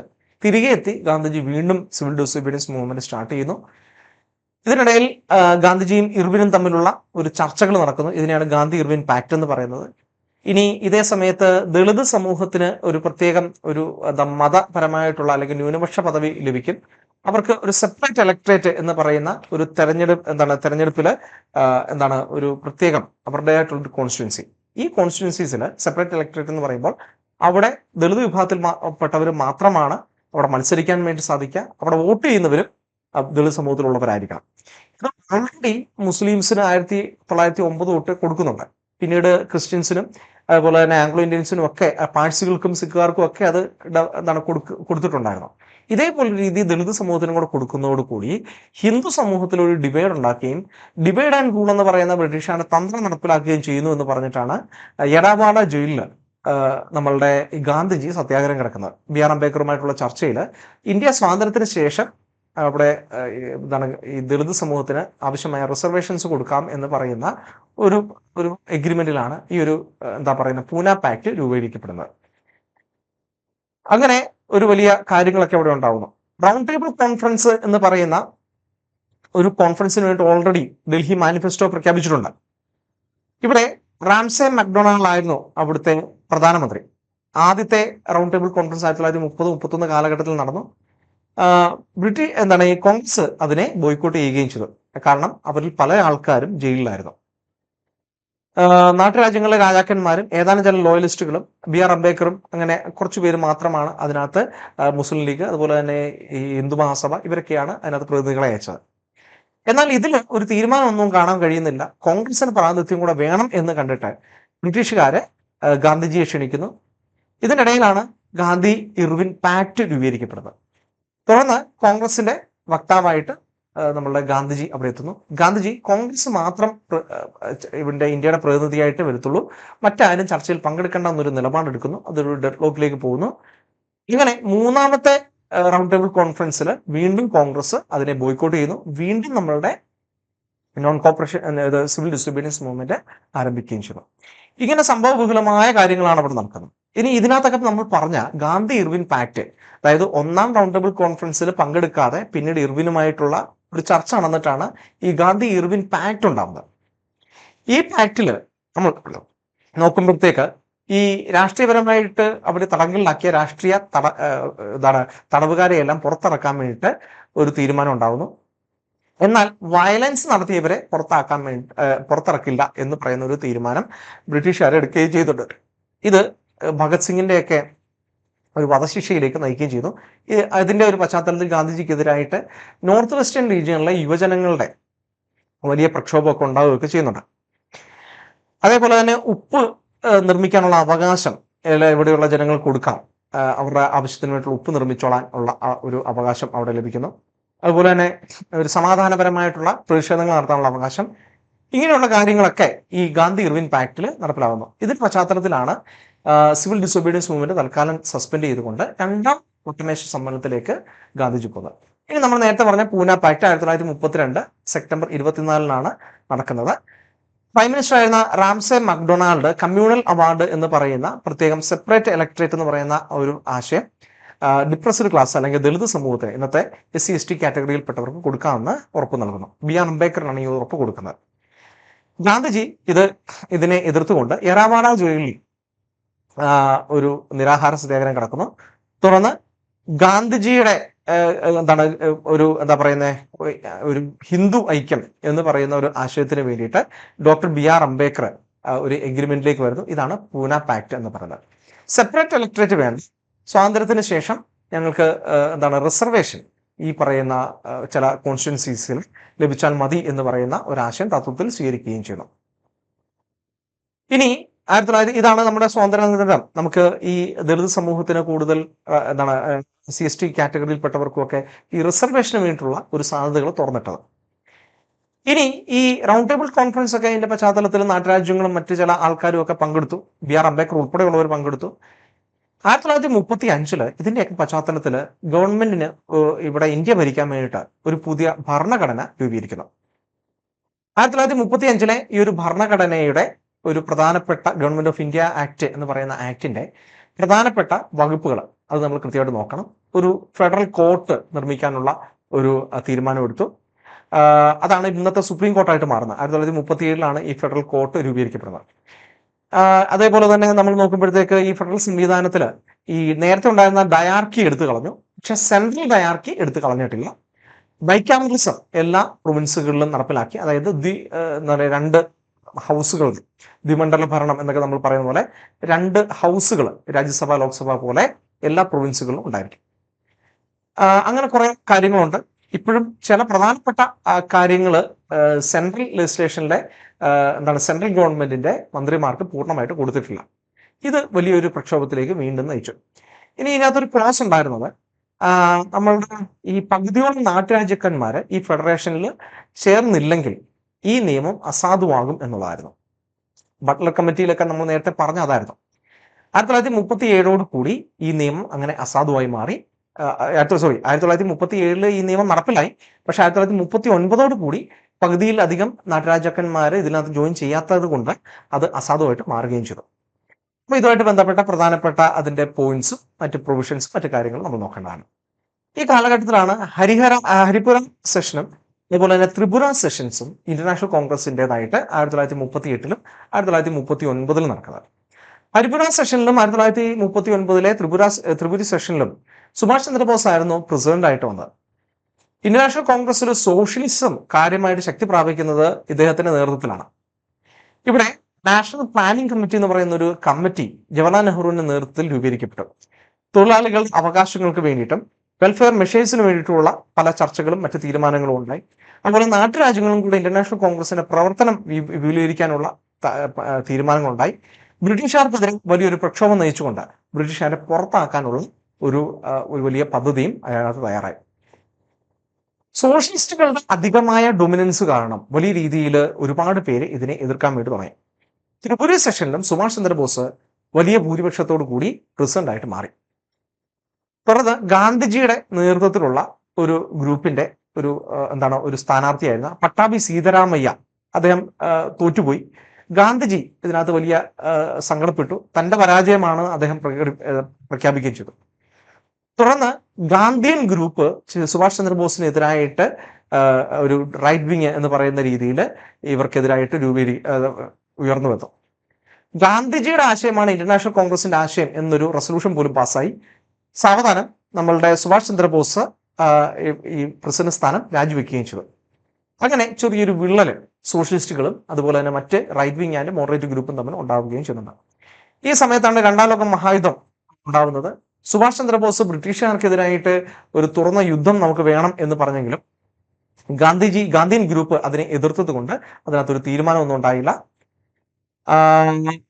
അതേപോലെ തന്നെ സുഭാഷ് ചന്ദ്രബോസിനെതിരായിട്ട് വർക്കിംഗ് കമ്മിറ്റിയിലെ അംഗങ്ങൾ എതിരായതോടുകൂടി സുഭാഷ് ചന്ദ്രബോസ് റിസൈൻ ചെയ്യുകയാണ് ചെയ്തത്. തുടർന്ന് ഈ പ്രിൻസിപ്പൽ സ്റ്റേറ്റ്സിലെ ഹരിപുര സെഷന്റെ പശ്ചാത്തലത്തിൽ നാട്ടുരാജ്യങ്ങളിൽ വലിയ രീതിയിൽ ജവഹർലാൽ നെഹ്റുവിന്റെ നേതൃത്വത്തിൽ ഇന്ത്യൻ നാഷണൽ കോൺഗ്രസിന്റെ പ്രവർത്തനങ്ങൾ വലിയ രീതിയിൽ ഉണ്ടായി. നമ്മൾ നോക്കുമ്പോഴത്തേക്ക്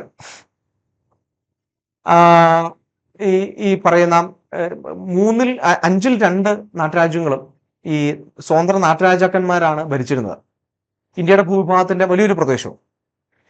ഇവിടെ നമ്മൾ നോക്കുമ്പോഴത്തേക്ക് ഈ ഒരു കോൺസ്റ്റിറ്റ്യൂഷൻ റിഫോംസ് ഈ നമ്മൾ ബ്രിട്ടീഷുകാർ നേരിട്ട് ഭരിച്ചിരുന്ന ആ ഒരു പ്രദേശങ്ങൾ ഉണ്ടായിരുന്നത് പോലെ നമ്മുടെ നാട്ടുരാജ്യങ്ങൾ ഉണ്ടായിട്ടില്ല. പലപ്പോഴും രാജാക്കന്മാരുടെ ഇഷ്ടത്തിനനുസരിച്ചാണ് ഇവിടെ ഭരിച്ചിരുന്നത്. ഇവിടെ സാധാരണക്കാരെ ഈ ദേശീയ മൂവ്മെന്റിലേക്ക് അല്ലെങ്കിൽ ദേശീയ പ്രസ്ഥാനത്തിലേക്ക് കൊണ്ടുവരുന്നത് ഈ ഇന്ത്യൻ നാഷണൽ കോൺഗ്രസിന്റെ നേതൃത്വത്തിലാണ്. 1927 all India States people conference എന്ന് പറയുന്ന എല്ലാ നാട്ടുരാജ്യങ്ങളിലെയും ദേശീയ നേതാക്കന്മാരുടെ ഒരു സംഘടന രൂപീകരിക്കപ്പെട്ടെങ്കിലും 1939 ജവഹർലാൽ നെഹ്റു അതിന്റെ പ്രസിഡന്റായിട്ട് ചാർജ് എടുത്തതിന് ശേഷമാണ് ഇതൊരു വലിയ മൂവ്മെന്റ് ആയിട്ട് മാറുകയും ഈ നാട്ടുരാജ്യങ്ങളിൽ വലിയ ദേശീയ പ്രസ്ഥാനങ്ങൾ ഉടലെടുക്കുകയും ചെയ്തത്.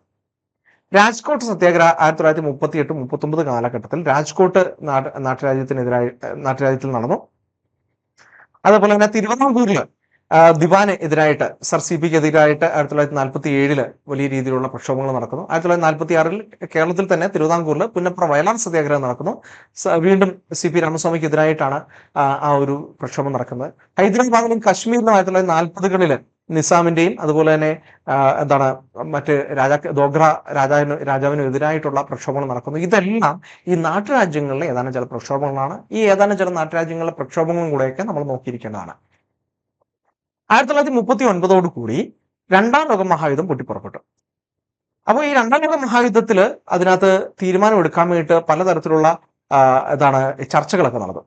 ഈ സമയത്താണ് വർദ്ധ സ്കീം എന്ന് പറയുന്ന ഒരു സ്കീം 1937 ഡിസംബർ 2 കൂടി നമ്മളുടെ ഇന്ത്യൻ നാഷണൽ കോൺഗ്രസിന്റെ നേതൃത്വത്തിലുള്ള ദേശീയ നേതാക്കൾ ചേർന്ന് രൂപീകരിച്ചത്. National education സ്കീമാണത്. സ്വാതന്ത്ര്യാനന്തരം ഇന്ത്യയുടെ വിദ്യാഭ്യാസം എങ്ങനെയായിരിക്കണം എന്നുള്ളതാണ് വർദ്ധ സ്കീം ചർച്ച ചെയ്തത്. ഡോക്ടർ സക്കീർ ഹുസൈൻ ആയിരുന്നു അതിന്റെ ചെയർമാൻ. തുടർന്ന് നമ്മുടെ യുദ്ധം ആരംഭിച്ച് ഇന്ത്യൻ ലീഡേഴ്സിന്റെ അല്ലെങ്കിൽ ഇന്ത്യൻ രാഷ്ട്രീയ നേതാക്കന്മാരുടെ സമ്മതം കൂടാതെ ഇന്ത്യൻ സൈന്യത്തെ ഈ 2ാം ലോക മഹായുദ്ധത്തിൽ ഉപയോഗിച്ചതോടുകൂടി 1939 സെപ്റ്റംബർ 3 ഇന്ത്യൻ മന്ത്രിമാര് നമ്മുടെ കേന്ദ്ര സർക്കാരിൽ നിന്നും അവര് രാജിവെക്കുന്നു. ഈ സമയത്തെ വൈസ്രോയി ലിൻ ലിത്കോയായിരുന്നു. 1939 ഒക്ടോബർ നവംബർ മാസത്തിലാണ് വലിയ രീതിയിലുള്ള പ്രക്ഷോഭങ്ങളും മറ്റു കാര്യങ്ങളൊക്കെ ഉണ്ടാകുന്നത്. മുസ്ലിം ലീഗ് തങ്ങളുടെ എതിരാളികളായ കോൺഗ്രസ് രാജിവെച്ചതോടുകൂടി ഡെലിവറൻസ് ഡേ എന്ന് പറയുന്ന രീതിയിൽ 1939 ഡിസംബർ 2 ഒരു സെലിബ്രേഷൻ നടത്തുകയുണ്ടായി. കോൺഗ്രസിന്റെ ആധിപത്യത്തിൽ ഞങ്ങൾ രക്ഷപ്പെട്ടു എന്നുള്ളതായിരുന്നു എന്റെ പ്രഖ്യാപനം. തുടർന്ന് പിറ്റേ വർഷം മുതൽ പാകിസ്ഥാൻ മൂവ്മെന്റ് ഈ മുസ്ലിം ലീഗിന്റെ നേതൃത്വത്തിൽ ആരംഭിക്കുകയും ചെയ്തു. ഈ സമയത്ത് 1940 ഓഗസ്റ്റ് ഓഫർ 1940 നേരത്തെ ഞാൻ പറഞ്ഞ 1942 തെറ്റാണ്. 1940 ഓഗസ്റ്റ് ഓഫർ വരുന്നത്. 1940 ഓഗസ്റ്റ് ഓഫറിൽ ഈ ഇന്ത്യക്കാര് ഈ യുദ്ധത്തില് ബ്രിട്ടീഷുകാരെ സഹായിക്കുകയാണെങ്കിൽ ഈ യുദ്ധം അവസാനിച്ചതിന് ശേഷം ഇന്ത്യക്ക് പുത്രികാ രാജ്യ പദവി അതായത് ഡൊമിനിയൻ സ്റ്റാറ്റസ് കൊടുക്കാം എന്ന് പറഞ്ഞാൽ സ്വരാജ് ഇന്ത്യൻ നമ്മുടെ രാജാവോ അല്ലെങ്കിൽ രാജ്ഞിയോ ആയിരിക്കും. അതിന്റെ കീഴില് ഈ ഒരു ഗവൺമെന്റ് സ്വതന്ത്ര ഗവൺമെന്റ് ഒരു ഗവർണർ ജനറൽ അങ്ങനെയുള്ള ഒരു സംഭവമായിരുന്നു അതിനകത്തുള്ളത്. അതിനുശേഷം 1942 ഈ ഇന്ത്യയിൽ ഇങ്ങനെയുള്ള കാര്യങ്ങൾക്ക് വേണ്ടിയിട്ട് ക്രിപ്സ് മിഷൻ എന്ന് പറയുന്ന ഒരു മിഷനെ അയക്കുകയും ചെയ്തു. എന്നാൽ ഈ ഓഗസ്റ്റ് ഓഫറും അതുപോലെ തന്നെ ക്രിപ്സ് മിഷനും പരാജയപ്പെടുകയാണ് ചെയ്തത്. ഈ ഒരു ഈ ഒരു കാര്യങ്ങളൊക്കെ പരാജയപ്പെട്ടതോടുകൂടി നമ്മൾ നോക്കുമ്പോഴത്തേക്ക് പ്രത്യേകിച്ച് ഓഗസ്റ്റ് ഓഫറിൽ നമ്മൾ ആവശ്യപ്പെട്ട പൂർണ്ണ സ്വരാജ് ഇല്ല എന്ന് കണ്ടിട്ട് ഗാന്ധിജിയുടെ നേതൃത്വത്തിൽ ഇൻഡിവിജ്വൽ സത്യാഗ്രഹ എന്ന് പറയുന്ന ഒരു സത്യാഗ്രഹ മൂവ്മെന്റ് ആരംഭിക്കുകയാണ്. നേരത്തെ ഉള്ളതുപോലെ എല്ലാവരും കൂടെ ഒരുമിച്ച് സത്യാഗ്രഹം ചെയ്യുകയല്ല, ഓരോരുത്തരായിട്ട് സത്യാഗ്രഹം ചെയ്യുകയാണ്. ആചാര്യ വിനോബ ഭാവെ 1940 ആദ്യത്തെ സത്യാഗ്രഹിയായി. 2ാമത്തെ സത്യാഗ്രഹി ജവഹർലാൽ നെഹ്റു ആയിരുന്നു. 3ാമത്തെ സത്യാഗ്രഹി ബ്രഹ്മദത്തായിരുന്നു. ബ്രിട്ടൻ ഒരു യുദ്ധത്തിൽ ഏർപ്പെടുമ്പോൾ പ്രതിയോഗികളെ അവരോട് കാണിക്കേണ്ട ഒരു മാന്യത എന്നുള്ള നിലയിലാണ് വലിയൊരു സത്യാഗ്രഹം അവർ നടത്താത്തത്. എന്നാൽ 1941 മെയ്യോടുകൂടി 25,000-ഓളം സത്യാഗ്രഹികൾ അവിടെ ഇന്ത്യയിൽ രൂപപ്പെട്ടു. അവർ ഡൽഹി ചലോ മൂവ്മെന്റ് പ്രഖ്യാപിച്ചു. ഡൽഹിയിലേക്കുള്ള ഒരു പദയാത്രയൊക്കെ ആയിരുന്നു. എന്നാൽ ഇത് വലിയ രീതിയിൽ ബ്രിട്ടീഷുകാരെ അടിച്ചമർത്തുകയും ചെയ്തു. ക്രിപ്സ് മിഷൻ ഈ വലിയ പ്രശ്നങ്ങളൊക്കെ നേരിട്ടുകൊണ്ടിരിക്കുന്ന സമയത്ത് ജപ്പാൻ ഈ ബ്രിട്ടനെ ആക്രമിച്ചുകൊണ്ട് അവരുടെ സിംഗപ്പൂർ, മലേഷ്യ തുടങ്ങുന്ന പ്രദേശങ്ങളെല്ലാം പിടിച്ചെടുത്തു. ഇന്ത്യക്കാരുടെ സഹായമില്ലാതെ ഇവർക്ക് മുന്നോട്ട് പോകാൻ കഴിയില്ല എന്ന് പറയുന്ന ഒരു അവസ്ഥയിലേക്ക് വന്നു. അമേരിക്കയും റഷ്യയും ചൈനയും ഒക്കെ ഇന്ത്യക്കാര് രണ്ടാം ലോക മഹായുദ്ധത്തിൽ പങ്കെടുക്കുന്നതിന് വേണ്ടിയിട്ടുള്ള സമ്മർദ്ദം ബ്രിട്ടീഷുകാരുടെ മുകളിൽ ചെലുത്തി. തുടർന്നാണ് ക്രിപ്സ് മിഷനെ ഇന്ത്യയിലേക്ക് അയക്കുന്നത്. ക്രിപ്സ് മിഷൻ ഇവിടെ വന്ന് നമുക്ക് എന്താണ് ഈ പെട്ടെന്ന് ഈ പറയുന്ന ഒരു എന്താണ് ഒരു ഒരു ഒരു എന്താണ് സ്വാതന്ത്ര്യം പെട്ടെന്ന് കൊടുക്കാൻ പറ്റില്ല, മറിച്ച് എന്താണ് പ്രതിയെ നമുക്ക് കൊടുക്കാം എന്നൊക്കെയുള്ള ആശയങ്ങൾ മുന്നോട്ട് വയ്ക്കുകയൊക്കെ ചെയ്തു. എന്നാൽ പൂർണ്ണ സ്വരാജ് എന്ന് പറയുന്ന ആശയം പൂർണ്ണമായിട്ട് അവിടെ നടപ്പിലാകുന്നില്ല എന്ന് കണ്ട് മുസ്ലിം ലീഗും ഇന്ത്യൻ നാഷണൽ കോൺഗ്രസും പ്രധാന പാർട്ടികളും എല്ലാം ക്രിപ്സ് മിഷനെയും തള്ളിക്കളഞ്ഞു. 1942 കൂടി ഗാന്ധിജിയുടെ നേതൃത്വത്തിൽ പുതിയ ഒരു സമരമുറയ്ക്ക് രൂപം കൊടുത്തു. അതാണ് ക്വിറ്റ് ഇന്ത്യ മൂവ്മെന്റ്. എത്രയും വേഗം ബ്രിട്ടീഷുകാരെ പുറത്തു പോവുക എന്നുള്ളതായിരുന്നു. ഗാന്ധിജി അതിനുവേണ്ടിയുള്ള നിർദ്ദേശങ്ങൾ കൊടുത്തു. ആ നിർദ്ദേശങ്ങൾ എന്തൊക്കെയാണ് നമ്മളൊന്ന് വായിക്കേണ്ടതുണ്ട്. എന്തൊക്കെയാണ് അതിന്റെ ഡിമാൻഡ്സ് എന്ന് വായിക്കണം. 1942 ഇത് പ്രഖ്യാപിച്ചു 2 ദിവസത്തിനുള്ളിൽ തന്നെ ഗാന്ധിജി ഉൾപ്പെടെയുള്ള രാഷ്ട്രീയ നേതാക്കളെയെല്ലാം ബ്രിട്ടീഷ് തടങ്കലിലാക്കി. പ്രധാനപ്പെട്ട നേതാക്കളെല്ലാം തടവുകാരായതോടുകൂടി സോഷ്യലിസ്റ്റ് ഗ്രൂപ്പ്, പ്രത്യേകിച്ച് സോഷ്യലിസ്റ്റ് പാർട്ടിയുടെ ആൾക്കാർ, കോൺഗ്രസിനുള്ളിലുള്ള ഒരു ഉപ പാർട്ടിയായിരുന്നു, അവരിൽ ജയപ്രകാശ് നാരായൺ, റാം മനോഹർ ലോഹ്യ, അരുണ ആസഫ് അലി തുടങ്ങുന്ന പ്രസിദ്ധരായിട്ടുള്ള നേതാക്കളുടെ നേതൃത്വത്തിൽ വലിയ രീതിയിലുള്ള ഒരു സായുധ കലാപം തന്നെ ഇന്ത്യയിൽ ഉടനീളം അരങ്ങേറി. ഈ ഘട്ടത്തിൽ ഗാന്ധിജി പോലും അതിനെ സപ്പോർട്ട് ചെയ്യുന്നതായിട്ട് കാണാം. ഇവിടെ യാതൊരു തരത്തിലും ലോ ആൻഡ് ഓർഡറോ മറ്റു കാര്യങ്ങളോ ഒന്നും നടപ്പിലാക്കാൻ പറ്റുന്നില്ല, ഭരണം നടത്താൻ പറ്റുന്നില്ല എന്നുള്ള ഒരവസ്ഥയിലേക്ക് ബ്രിട്ടീഷുകാർ മുങ്ങിത്താഞ്ഞതോടുകൂടി വലിയൊരു പ്രതിസന്ധി രൂപപ്പെട്ടു. ഇനി ഈ സമയത്ത് തന്നെ ബ്രിട്ടീഷുകാർക്ക് വലിയൊരു തലവേദന വേറെ ഒരാൾ സൃഷ്ടിക്കുന്നുണ്ട്. അയാളാണ് സുഭാഷ് ചന്ദ്രബോസ്. ആസാദ് ഹിന്ദ് ഫൗജ് എന്ന് പറഞ്ഞിട്ട് ഈ ഇന്ത്യൻ നാഷണൽ ആർമി രൂപീകരിക്കുന്ന അദ്ദേഹമാണ്. 1939 ത്രിപുര സെഷനിൽ പ്രസിഡന്റ് സ്ഥാനം രാജിവെച്ചതിന് ശേഷം ഈ കോൺഗ്രസ് വർക്കിംഗ് കമ്മിറ്റിക്ക് എതിരായിട്ട് അദ്ദേഹം തുറന്ന ഒരു എന്താണ് പറയുന്ന പോരാട്ടത്തിൽ ഏർപ്പെട്ടു. തുറന്ന് അദ്ദേഹത്തിനെ കോൺഗ്രസിൽ നിന്ന് പുറത്താക്കി. അങ്ങനെ ഫോർവേഡ് ബ്ലോക്ക് എന്ന് പറയുന്ന പാർട്ടി അദ്ദേഹം രൂപീകരിച്ചു സോഷ്യലിസ്റ്റ് ലൈനിൽ. ഈ സമയത്ത് 1939 വീണ്ടും കോൺഗ്രസുമായിട്ടുള്ള ചർച്ചകളും ഒക്കെ കറാച്ചിയിൽ വെച്ച് നടക്കുന്നുണ്ട്. അതിലൊക്കെ അദ്ദേഹം പങ്കെടുക്കുന്നുണ്ടെങ്കിലും പിന്നീട് ഈ സുഭാഷ് ചന്ദ്രബോസിനെതിരായിട്ട് ഈ ബ്രിട്ടീഷുകാരെ അറസ്റ്റ് വാറന്റ് പുറപ്പെടുവിക്കുന്നതായിട്ട് കാണാം. തുടർന്ന് അദ്ദേഹം സിംഗപ്പൂരിലേക്ക് പോകുന്നു. അവിടെ റാഷ് ബിഹാരി ബോസുമായിട്ട് അദ്ദേഹം കാണുന്നു. പണ്ട് നമ്മുടെ 1ാം ലോക മഹായുദ്ധത്തിൽ ഇവിടെ റവല്യൂഷനൊക്കെ നയിച്ചിട്ട് പിന്നീട് പോയ ഒരു വ്യക്തിയാണ് റാഷ് ബിഹാരി ബോസ്. അതുപോലെ തന്നെ ഒരു ഇന്ത്യൻ കമാൻഡർ, അദ്ദേഹം യുദ്ധത്തില് ജപ്പാൻകാര് ഇദ്ദേഹത്തിന്റെ സൈന്യത്തെയും പിടിച്ചെടുത്താണ്. ബ്രിട്ടീഷുകാര് ചില നെറുകേടുകൾ ഈ കാലത്ത് നമ്മുടെ ഇന്ത്യൻ സൈനികരോട് കാണിക്കുന്നുണ്ട്. അവര് ഈ എന്താ പറയുന്നേ, ഒരു ശത്രുക്കള് ഇന്ത്യക്കാരായിട്ടുള്ള സോൾജേഴ്സിനെ പിടിച്ചു കഴിഞ്ഞാൽ പിന്നെ ഇവരെ തിരിഞ്ഞു നോക്കാതെ അവരവരുടെ പാട്ടിനങ്ങ് പോകും. അപ്പോൾ എന്ത് ചെയ്തു? ജപ്പാൻകാരുടെ കീഴിലുള്ള ഈ ഇന്ത്യൻ സൈനികര് അവരൊരു ആർമിയായിട്ട് രൂപീകരിക്കപ്പെട്ട് ജപ്പാൻ ആർമിയുടെ കീഴിൽ ബ്രിട്ടീഷുകാർക്കെതിരായിട്ട് യുദ്ധത്തിന് തയ്യാറെടുത്തു. മോഹൻ സിംഗിന്റെ നേതൃത്വത്തിൽ ആദ്യത്തെ ഇന്ത്യൻ നാഷണൽ ആർമി രൂപീകരിക്കപ്പെട്ടു. നേതാജി വന്നതോടുകൂടി അതിന്റെ ചുമതല ഏറ്റെടുത്തുകൊണ്ട് രണ്ടാമതൊരു ഇന്ത്യൻ നാഷണൽ ആർമി രൂപീകരിക്കുകയും അദ്ദേഹം ബ്രിട്ടീഷുകാർക്കെതിരായിട്ട് തുറന്ന യുദ്ധത്തിൽ ഏർപ്പെടുകയും ചെയ്തു. ഇതിന്റെ ഇടയിൽ നേതാജി നമ്മുടെ ജർമ്മനിയിലൊക്കെ പോകുന്നുണ്ട്. അതിനെക്കുറിച്ചൊക്കെ നമ്മളൊന്ന് പഠിക്കേണ്ടതായിട്ടുണ്ട്. സിംഗപ്പൂർ ബേസ് ചെയ്തിട്ട് ജപ്പാൻ ആർമിയുടെ സഹകരണത്തോടു കൂടി ആസാദ് ഹിന്ദ് എന്ന് പറയുന്ന ഒരു പ്രൊവിൻഷ്യൽ ഗവൺമെന്റ് രൂപീകരിക്കുകയും ഇന്ത്യയുടെ ഭരണാധികാരിയായിട്ട് അദ്ദേഹം സ്വയം പ്രഖ്യാപിക്കുകയും ചെയ്തു. അദ്ദേഹത്തിന് കീഴിലുണ്ടായിരുന്ന മിലിറ്ററി കമാൻഡേഴ്സ് ഓരോരുത്തരും ഓരോ മിനിസ്റ്റേഴ്സ് ആയിട്ടും ചാർജ് എടുത്തു. തുടർന്ന് ഓപ്പറേഷൻ യുഗോ എന്ന് പറയുന്ന ഒരു ഓപ്പറേഷൻ പ്രഖ്യാപിച്ചുകൊണ്ട് ജപ്പാൻ സൈന്യവും ഇന്ത്യൻ സൈന്യവും കൂടെ നമ്മുടെ നോർത്ത് ഈസ്റ്റ് പ്രദേശങ്ങളിൽ, നാഗാലാൻഡ് ആ ഒരു പ്രദേശങ്ങളും നമ്മുടെ ആൻഡമാൻ നിക്കോബാർ പ്രദേശങ്ങളൊക്കെ പിടിച്ചെടുത്ത് ഇന്ത്യക്കുള്ളിലേക്ക് പ്രവേശിച്ച് ബ്രിട്ടീഷുകാർക്കെതിരായിട്ട് തുറന്ന യുദ്ധം അവിടെ നടന്നുകൊണ്ടിരിക്കുകയാണ്. ഈ സമയത്ത് ഹിരോഷിമ നാഗസാക്കി അണുബോംബാക്രമണം നടക്കുന്നതോടുകൂടി ജപ്പാൻ തകരുന്നു. അങ്ങനെ ഈ ഇന്റർനാഷണൽ ആർമിയുടെ ഒരു പ്രവർത്തനം അവിടെ വെച്ച് ഇല്ലാതാവുകയും ചെയ്തു. ടോക്കിയോയിൽ വെച്ച് സുഭാഷ് ചന്ദ്രബോസ് ഒരു വിമാനാപകടത്തിൽ കൊല്ലപ്പെടുകയും ചെയ്യുന്നു. അതോടുകൂടി ആസാദ് ഹിന്ദ് ഫൗജ്, സുഭാഷ് ചന്ദ്രബോസിന്റെ ആ ഒരു നേതൃത്വം അവിടെ വെച്ച് അവസാനിക്കുകയാണ്. തുടർന്ന് ഈ ഇന്റർനാഷണൽ ആർമിയുടെ സൈനികരെ ബ്രിട്ടീഷുകാരെ പിടികൂടുകയും അവരെ വിചാരണ ചെയ്യുകയും ചെയ്തു. ഇതിനെതിരെ രാജ്യം മുഴുവൻ വലിയ പ്രതിഷേധങ്ങളുണ്ടായി. ഇന്ത്യൻ നേതാക്കന്മാര് രംഗത്ത് വന്നു. അവസാനം അവരെ എല്ലാം വെറുതെ വിടുകയും ചെയ്തു. ഈ സമയത്ത് ഈ ക്വിറ്റ് ഇന്ത്യ മൂവ്മെന്റിന്റെ അലവലുകൾ കാരണം ഇവർക്ക് യാതൊരു തരത്തിലും ഇന്ത്യയിൽ ഭരണം നടത്താൻ പറ്റാത്ത അവസ്ഥയിലേക്ക് ലോ ആൻഡ് ഓർഡർ ഉൾപ്പെടെ നശിച്ചു കിടക്കുകയാണ്. എങ്ങനെയെങ്കിലും ഇന്ത്യയിൽ നിന്ന് പുറത്തു പോയാൽ മതി എന്നൊരു അവസ്ഥയിൽ ബ്രിട്ടീഷുകാർ എത്തുകയും ചെയ്യുകയാണ്. അതിനിടയിൽ നാവിക കലാപം ബോംബെ കേന്ദ്രീകരിച്ചുണ്ടാകുന്നു. ഇതിനെക്കുറിച്ചൊക്കെ നമ്മളൊന്ന് പഠിക്കേണ്ടതാണ്.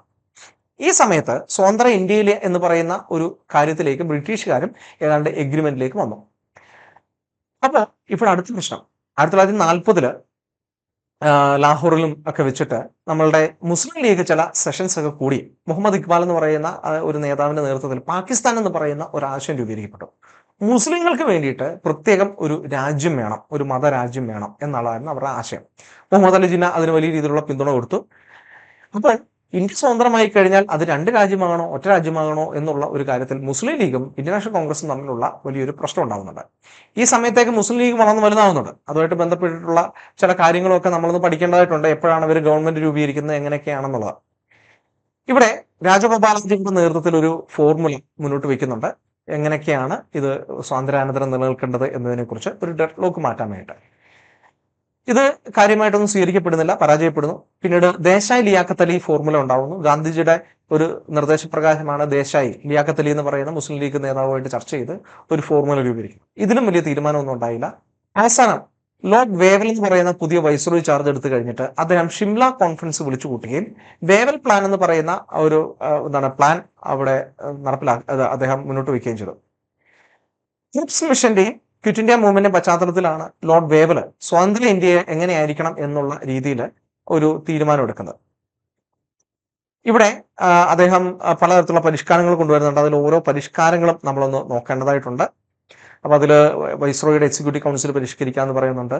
അതുപോലെ തന്നെ കൗൺസിലിൽ ഹിന്ദുക്കൾക്കും മുസ്ലിങ്ങൾക്കും കാസ്റ്റ് ബേസ് ചെയ്തിട്ടുള്ള റെപ്രസെന്റേഷൻ കൊടുക്കുക എന്ന് പറയുന്നുണ്ട്. അതുപോലെ തന്നെ മറ്റു വിഭാഗങ്ങൾക്കുള്ള ന്യൂനപക്ഷ വിഭാഗങ്ങൾക്ക് വേണ്ടിയിട്ടുള്ള റിസർവേഷൻ, വൈസ്രോയുടെ വീറ്റോ പവറിനെ കുറിച്ച് ഇങ്ങനെയൊക്കെയുള്ള പല കാര്യങ്ങൾ പറയുന്നുണ്ട്. 1945 ജൂൺ ജൂലൈ മാസം ഷിംലയിൽ വെച്ച് വൈസ്രോയുടെ ലോഡ്ജ്, അതായത് അദ്ദേഹത്തിന്റെ ഒരു റെസിഡൻസിൽ വെച്ചിട്ട് കോൺഗ്രസും മുസ്ലിം ലീഗും മറ്റ് രാഷ്ട്രീയ പാർട്ടികളുമായിട്ട് ചേർന്ന് ലോർഡ് വേവൽ ഒരു ചർച്ച നടത്തി ഒരു പ്ലാൻ തയ്യാറാക്കണം. ഇവിടെ മൗലാന അബുൽ കലാം ആസാദ് ആയിരുന്നു ആ സമയത്ത് കോൺഗ്രസിന്റെ ഒരു പ്രസിഡന്റ്. അതുപോലെ മുസ്ലിം ലീഗിന്റെ പ്രസിഡന്റ് മുഹമ്മദ് അലി ജിന്നയായിരുന്നു. ഇവിടെ മുസ്ലിം ലീഗ് യാതൊരു തരത്തിലും ഒരു പിന്മാറ്റത്തിന് തയ്യാറാകുന്നില്ല.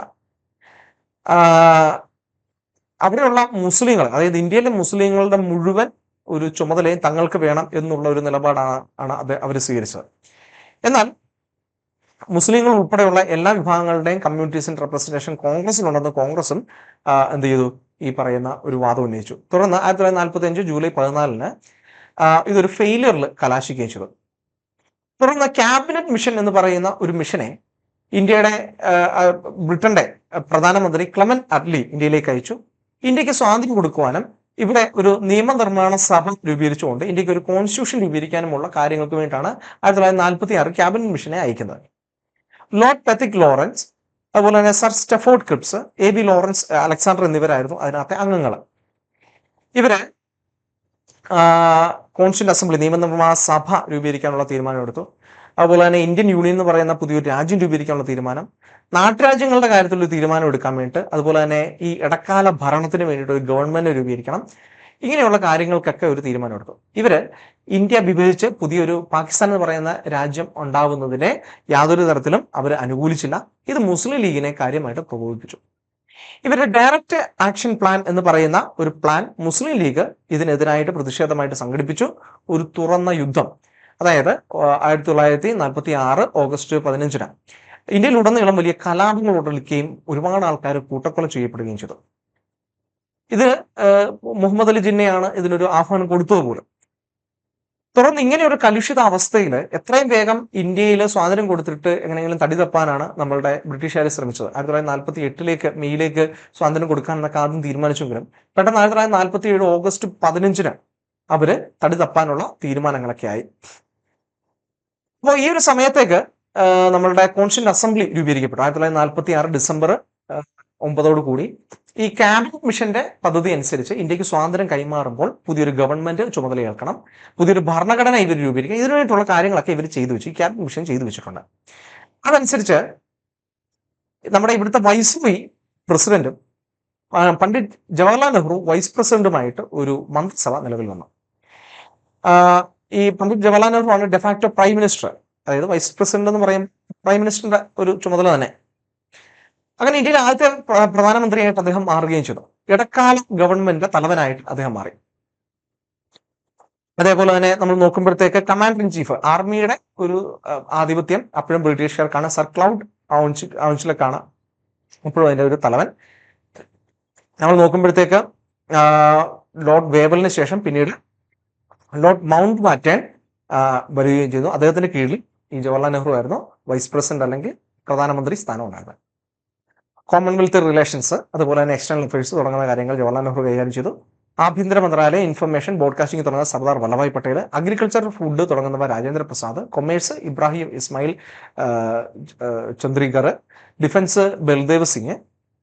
അതേപോലെ തന്നെ ഇങ്ങനെയുള്ള കാര്യങ്ങളൊക്കെ അവർ എന്താണ് ഓരോ പ്രധാനപ്പെട്ട മന്ത്രാലയങ്ങൾക്ക് ഓരോ മന്ത്രിമാരൊക്കെ രൂപീകരിക്കുന്നുണ്ട്. ഇവരാണ് ഭരണഘടന നടപ്പിലാകുന്നത് വരെ 1950 നമ്മളുടെ റിപ്പബ്ലിക് ഡേ വരെയുള്ള ഭരണം ഇന്ത്യയിൽ നടത്തിയത്. പക്ഷേ ഈ മുസ്ലിം ലീഗായിട്ടുള്ള ആൾക്കാർ ആദ്യം ഇതിനെ സപ്പോർട്ട് ചെയ്തെങ്കിലും അവർ പിന്തുണ പിൻവലിച്ച് ഈ ഒരു ഭാഗത്ത് പിന്നീട് ഇന്ത്യൻ നാഷണൽ കോൺഗ്രസിന്റെ നേതാക്കന്മാരും മറ്റ് ആൾക്കാരും ഒക്കെ അതിനകത്ത് പകരം മന്ത്രിമാരായിട്ട് വരികയും ചെയ്തു. അപ്പോൾ മുസ്ലിം ലീഗ് വീണ്ടും തങ്ങൾക്ക് പാകിസ്ഥാൻ വേണം എന്ന് പറയുന്ന ആശയത്തോടു കൂടി അവർ മുന്നോട്ട് പോകുന്നു. തുടർന്നാണ് മൗണ്ട് ബാറ്റൻ പ്ലാൻ എന്ന് പറയുന്ന ഒരു പ്ലാൻ മുന്നോട്ട് വയ്ക്കുന്നത്. ഇന്ത്യ രണ്ടായിട്ട് വിഭജിച്ച് ഇന്ത്യ പാകിസ്ഥാൻ എന്ന് പറയുന്ന 2 രാജ്യങ്ങളാക്കണമെന്നും ഇനിയും രക്തച്ചൊരിച്ചിലുകൾ, അതായത് 1946 ഓഗസ്റ്റ് 15 ആരംഭിച്ച ഈ മുഹമ്മദ് അലി ജിന്നയുടെ നേതൃത്വത്തിലുള്ള മുസ്ലിം ലീഗിന്റെ ഡയറക്റ്റ് ആക്ഷൻ പ്ലാനിൽ ആയിരക്കണക്കിന് ആൾക്കാർ മരിച്ചു കഴിഞ്ഞു. ഇനിയും ഈ ഒരു വിഷയം മുന്നോട്ട് കൊണ്ടുപോകണം എന്ന് പറഞ്ഞുകൊണ്ട് കോൺസ്റ്റിറ്റ്യൂന്റ് അസംബ്ലി 2 ഗ്രൂപ്പിനും 2 നിയമനിർമ്മാണ സഭകൾ ഉണ്ടാക്കണം എന്നുള്ള രീതിയിലും 2 രാജ്യങ്ങൾക്കും വേണ്ടി ഉണ്ടാക്കണം എന്നുള്ള രീതിയിലും അവർ ഒരു മൗണ്ട് ബാറ്റൻ പ്ലാനിൽ ഒരു തീരുമാനമെത്തി. ഇതിനെ പലപ്പോഴും ഈ കൂട് തുറന്നു വിട്ടിട്ട് ഇങ്ങനെ കിളികളെ പുറത്തോട്ട് പോകുന്ന ഒരു രീതിയാണെന്നാണ് പലപ്പോഴും വിശേഷിപ്പിക്കാറുള്ളത്. ഇതിൽ നാട്ടുരാജ്യങ്ങൾക്ക് വേണമെങ്കിൽ സ്വന്തം രാജ്യങ്ങളായിട്ട് നിൽക്കാം, അല്ലെങ്കിൽ ഇന്ത്യയുടെ കൂടെ നിൽക്കാം, അല്ലെങ്കിൽ പാകിസ്ഥാന്റെ കൂടെ ചേരാം എന്നുള്ള ഒരു ഓഫറും അദ്ദേഹം കൊടുത്തു. ഈ ഒരു തീരുമാനത്തെ മുസ്ലിം ലീഗിന്റെ അല്ലെങ്കിൽ പാകിസ്ഥാനിലുള്ള പല നേതാക്കളും എതിർത്തു. അബുൽ ഗഫൂർ ഖാനാണ് അതിനകത്ത് ഏറ്റവും പ്രധാനപ്പെട്ട വ്യക്തി. പാകിസ്ഥാൻ എന്ന് പറയുന്ന രാജ്യം അനാവശ്യമാണെന്ന് അദ്ദേഹം പറഞ്ഞു. അതിർത്തി ഗാന്ധി എന്നൊക്കെയാണ് അദ്ദേഹം അറിയപ്പെട്ടത്. ഖുദായി മിർക്കായി എന്ന് പറയുന്ന ഒരു ഓർഗനൈസേഷൻ നേതാവൊക്കെയാണ് അദ്ദേഹം. എന്തായാലും അവസാനം പാകിസ്ഥാനും ഇന്ത്യയുമായിട്ട് 2 വിഭജിക്കപ്പെട്ടു. ഇതിൽ പല നാട്ടുരാജ്യങ്ങളും സ്വന്തം രാജാക്കന്മാരായിട്ട് മാറാൻ ശ്രമിച്ചു. തിരുവിതാംകൂർ, ഹൈദരാബാദ്, അതുപോലെ തന്നെ നമ്മളുടെ ഈ പറയുന്ന കാശ്മീർ, ഇങ്ങനെയുള്ള രാജ്യങ്ങൾ പലതും. ഇവയൊക്കെ പലതരത്തിൽ ഇന്ത്യയുടെ ഭാഗമായിട്ട് മാറി. കശ്മീരിന്റെ കാര്യത്തിൽ ചില പ്രശ്നങ്ങളുണ്ടായി. അതിപ്പോഴും നിലനിൽക്കുന്ന വലിയൊരു പ്രശ്നമായിട്ട് തുടരുകയും ചെയ്യുന്നു. പാകിസ്ഥാന്റെ വലിയൊരു അധിനിവേശമൊക്കെ കശ്മീരിൽ ഉണ്ടാവുകയും ചെയ്യുന്നുണ്ട്. എന്തായാലും 1947 ഓഗസ്റ്റ് 15 നമുക്ക് ഇന്ത്യൻ ഇൻഡിപെൻഡൻസ് ആക്ട് എന്ന് പറയുന്ന ഒരു ആക്ട് നിലവിൽ വരുന്നു. ബ്രിട്ടീഷ് പാർലമെന്റ് ഇന്ത്യക്ക് വേണ്ടി പാസ്സാക്കിയ ഏറ്റവും അവസാനത്തെ നിയമമാണ് ഇന്ത്യൻ ഇൻഡിപെൻഡൻസ് ആക്ട്. ഇന്ത്യ സ്വതന്ത്രമാകുന്നു. അതിന് 1945 നമ്മൾ സ്വാതന്ത്ര്യം പ്രഖ്യാപിച്ച് നമ്മൾ സ്വന്തം രാജ്യമായിട്ട് മാറി. പിന്നീട് ഇന്ത്യ 1.5 വർഷത്തോളം ലക്ഷക്കണക്കിന് ആൾക്കാർ വലിയ കലാപങ്ങളിലൂടെയും വലിയ പ്രശ്നങ്ങളിലൂടെയും കടന്നുപോയി. ഒരുപാട് പേര് മരിച്ചു, വലിയ പ്രശ്നങ്ങൾ നേരിട്ടു. എന്തായാലും 1950 ജനുവരി 26 നമ്മളുടെ റിപ്പബ്ലിക്കോട് കൂടി ഇന്ത്യയുടെ ഭരണഘടന നിലവിൽ വരികയും ചെയ്തു. ഈ ഒരു കാലഘട്ടത്തിലുടനീളം 1949 നവംബർ 26 വരെ നമ്മുടെ ഭരണഘടന രൂപീകരിക്കപ്പെട്ടു. ഇങ്ങനെ ഇന്ത്യ സ്വതന്ത്രമായിട്ട് മാറുകയും ചെയ്തു. 1947 ഓഗസ്റ്റ് 15 ഇന്ത്യയെ അഭിസംബോധന ചെയ്തുകൊണ്ട് അന്നത്തെ വൈസ് പ്രസിഡന്റ്, അതായത് പ്രധാനമന്ത്രി സ്ഥാനം ഉണ്ടായിരുന്ന നമ്മളുടെ ജവഹർലാൽ നെഹ്റു രാജ്യത്തെ അഭിസംബോധന ചെയ്യുകയൊക്കെ ചെയ്തു.